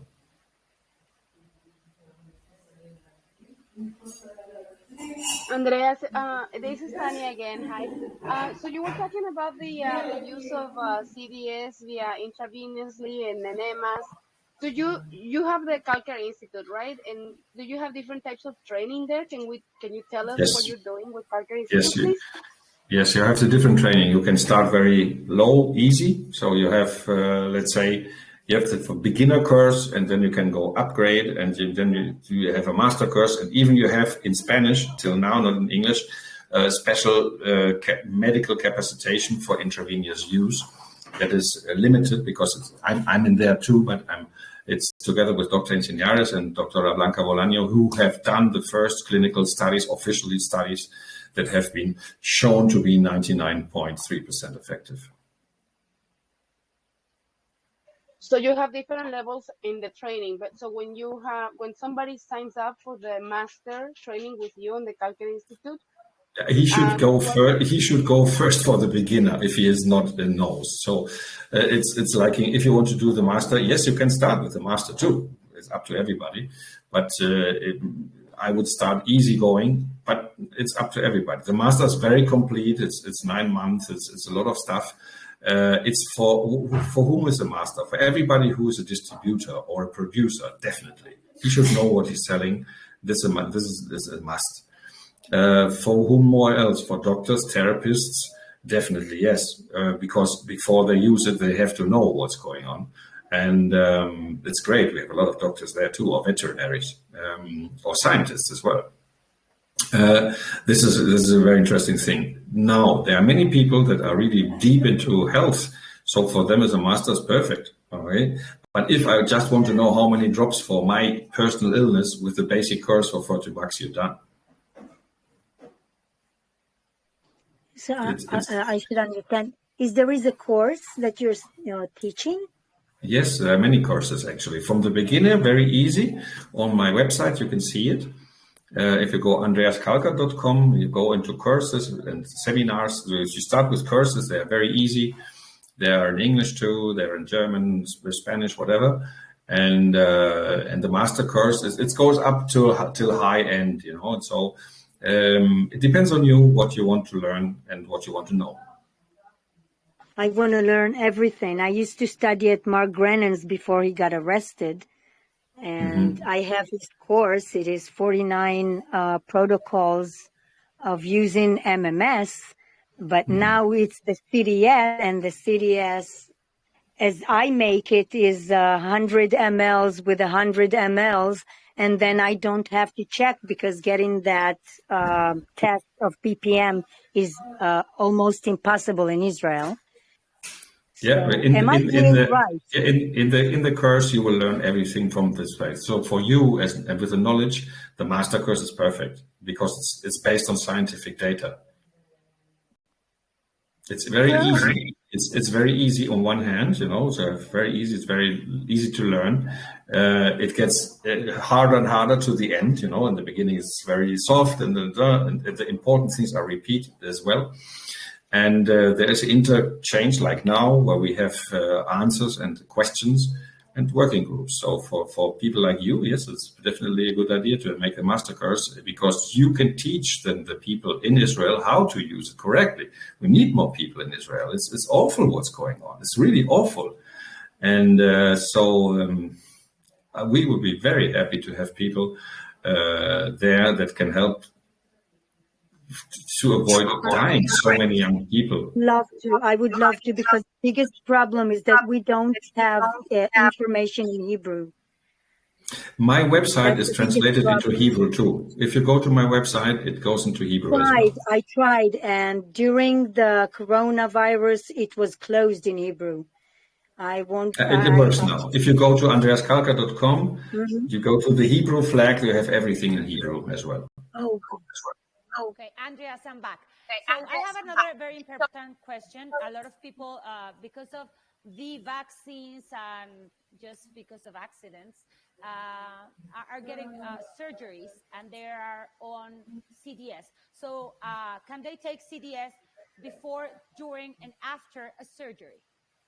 Well, I would stop 1 day before, obviously, it's done before, and once the surgery is done, go on. Okay, so I can tell you my own story. I had a big surgery on my doctor's office, and he asked me to take antibiotics for 15 days. I didn't take any antibiotics because I know CDS kills bacteria. Exactly. So basically, and Dr. Aparicio is doing the same. If and others, we have. Well, wait a moment. We have other. I can show you some things here that's interesting. So you wait a moment, so people can see a little bit what's our work about. So wait a moment. Okay. So on the meantime, I'm going to tell you. I just sprayed CDS on the scar 10 times a day. Spray. I didn't cover my scar. And I was taking protocol C20, 20 milliliters of CDS and 1 liter of water. I didn't get any infections. I decided that by myself because my doctor really, really insisted for me to take antibiotics since my surgery was on his office, not on a sterile place. So, but it was perfect. It was fine. I know antibiotics depress immune system, and I didn't want that to happen to me. So plus antibiotics get me really depressed, and they get me tired, and they are hard on my stomach. So I just took CDS, I sprayed it and I was perfect. My recovery was the fastest my surgical. Yes, because it's about you increase voltage. What I can explain it now. I do it in the course, actually, the master course. I explain why this works so fast. So what it does actually, there's a 50% higher growth rate on a cellular level. So the wounds close immediately. You have no scars, nothing else. It's really fantastic. So, for example, I can tell you what we are working on now. He was in the surgery room, and several doctors. You see, they're preparing the CDS, and oops, where is it? Here it should come. And for example, here you can see the surgery, that is a bursitis, really bad inflamed. So it's I never saw so big one. And you can see the doctors using the CDS, and it's a quite strong one, actually. I have to admit that doctors are more, let's say, they're used to go for it, they're brave in a way. And when you can see how they use it, for example, look here, and this is you saw it's quite yellow, in a way. Wait a moment, you can see. And now they're preparing the syringe for that, and what they do in the surgery. One moment. Should go now. One moment. I know this is the first one. Second one, moment. So now, oops, now we can see how it's working. Look, they go directly and into, no problems. Look what kind of syringe they're using. And the amazing recovery, because this comes from another hospital where they made a bad job in a way. So they get this infection. So this is basically the work. Or we have works here on the spine too, for example. Whatever it was on the spine, somewhere here. Here, for example, we have works on the spine level, where you can see they are going deep into it. So surgery is right now, for example, you can make so many things with this substance.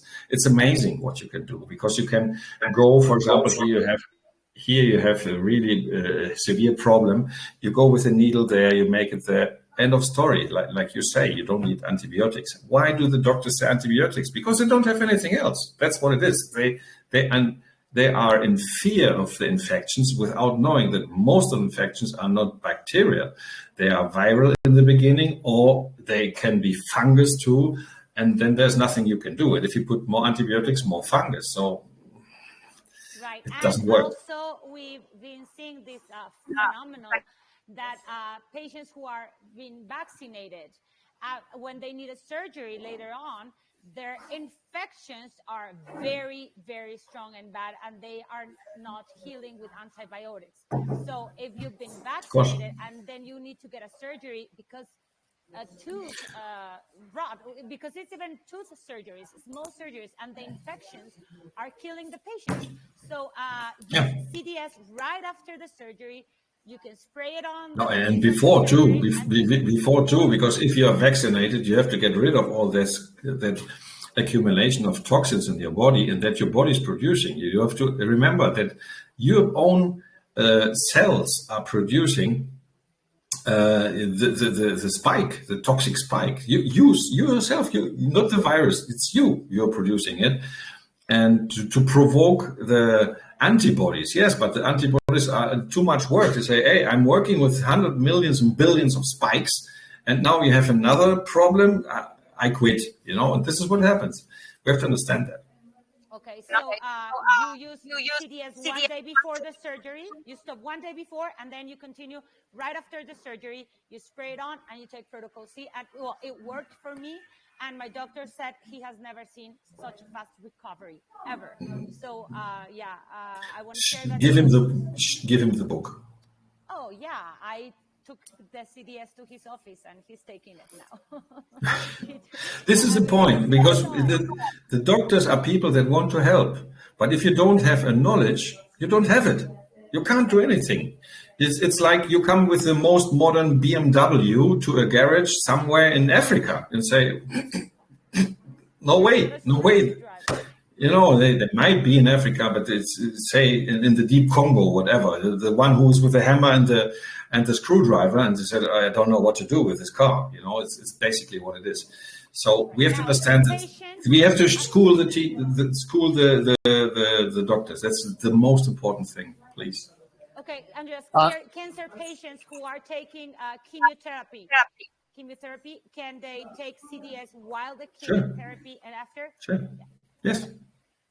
Andreas, I just wanted to see how much time you have left. Hello. Oh, okay. Hi, Andreas. This is Heather. Last 3 minutes, please. After I get them. Okay. Hi, Andreas. I took your Master Oxidative Therapies class and was very blessed by that. And I just had a question about immunotherapies.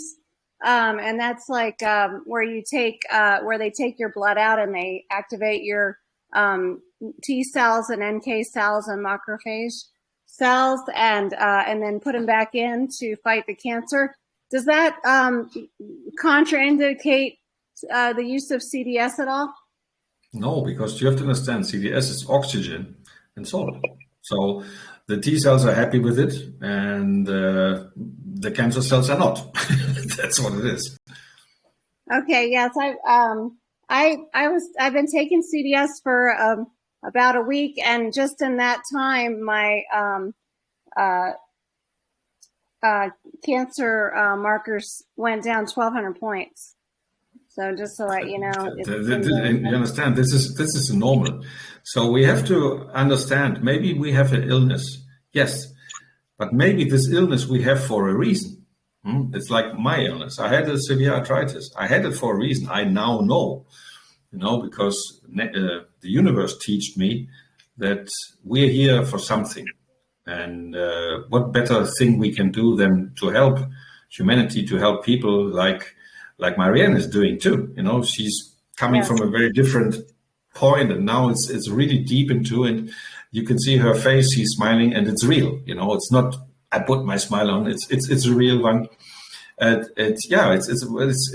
to be truthful with everything. If you like something, be truthful. If you don't, be truthful too. So and if there is an adverse effect, say it. This is what it is. But imagine, for example, if it really would be so bad, the CDS, the internet would be full of it, because YouTube would let everybody said bad things and would not erase it, and only the good one they would erase. But now you find in YouTube nothing, obviously, but you find in Rumble, in Brighteon, and in Odyssey, you find a lot. Odyssey is where you find most. So as for chlorine dioxide, you have tons of videos, because the information is there. We just have to pick it up, and we can change the lives of the others. And when we change the life of the others, we change our life too. Well, yes, exactly. I had one other question, and that was, there was some, I know there's so much misinformation on the internet, and they were talking about with CDS that some people can develop anemia from taking it. Have you had any experience with any of that, or does that improve anemia? Or I figured it's probably not true, but what is anemia? A problem of blood. What does blood in the body? It transport what? What does it transport? Oxygen. Exactly. So where's the issue here? We have more oxygen, less effects of anemia. The body can recover. The cause by the anemia is more oxygen. The spleen that creates the blood is more oxygenated, will create better blood if there's better and more pellets, more red blood cells. So it's totally bogus what they're writing there. Andrea, thank you very much for your time. It's the half an hour extra you gave us. Thank you so much. David, any last thoughts? Yeah, I just want to thank you, Andreas Kalker, and Tanya, because she got this together today, and I really appreciate it, and I know all the listeners appreciate what you guys are doing, and it's just wonderful to be able to see people healing. I think that's actually why doctors learn to be doctors, most of them. So it is. Yes, obviously there's always an economical standpoint too, but basically you don't want to see your patient over and over every year again getting worse. You're not happy with that. And I see in the doctors community, I see a huge frustration, especially the ones that are working 30 years. And when these people wake up, it's so amazing. It's so amazing. Once they start I have a doctor from the Comusaf in Ecuador. He is said, wow, 30 years, and now I'm starting to be a doctor. Unbelievable. So it is like having the right tool. I always compare it. I don't know if you know it. Here in Switzerland, we have these little knives, these Swiss knives. They have everything inside.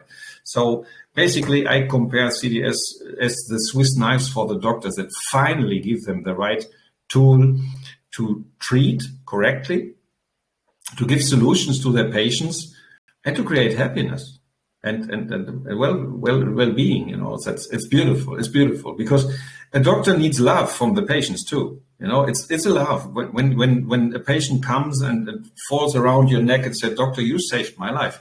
Wow, it's a good day. Well, I know a lot of people want to give you that hug, Andreas, because you've saved so many lives, and I can attest to that because every day I get testimonies. And for some of us who are not doctors, this substance just fell into our hands by someone who spoke about it, or just a recommendation, or just because we saw it, it helped someone we love. We need people. We need people like you. It's very important. Why? The medical community will at last be 3, 4, 5 years till it's legal, if so. But if the community is so big that they can do nothing, they have no other chance than to approve it, because everybody uses it. When a substance like this, Andreas, falls into our hands, it's such a big power because we are able to really effectively help our loved ones. And with like Spider-Man says, with big power comes a big responsibility. So now we have the responsibility to share. You told me once when I first met you, make sure you help 3 people and you tell them to help other 3 people.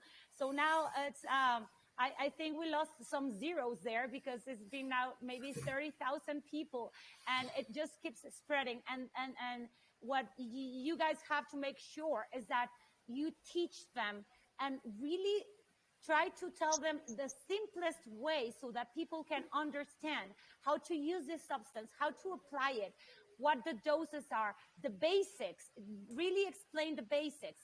And now there's going to be someone else like you, and you never know how far that message is going to go.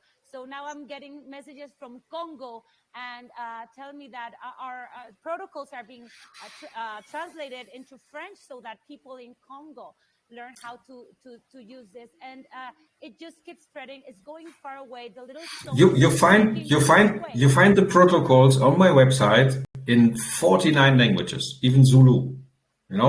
So you just have to go on my website, but you have to click the flag. Click the right flag, please. And if there's not a flag, there's a drop-down menu. Click the right language. You have it in any language. All the protocols you need translated already. So just go for it. Thank you, Andrea. This is amazing. Thank you very much.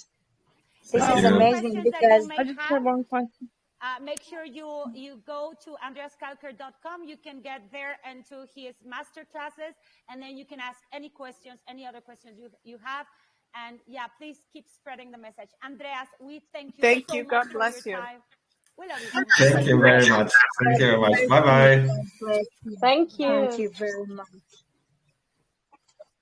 God bless you. Thank you. Andreas. Bye-bye. Gracias, Andreas.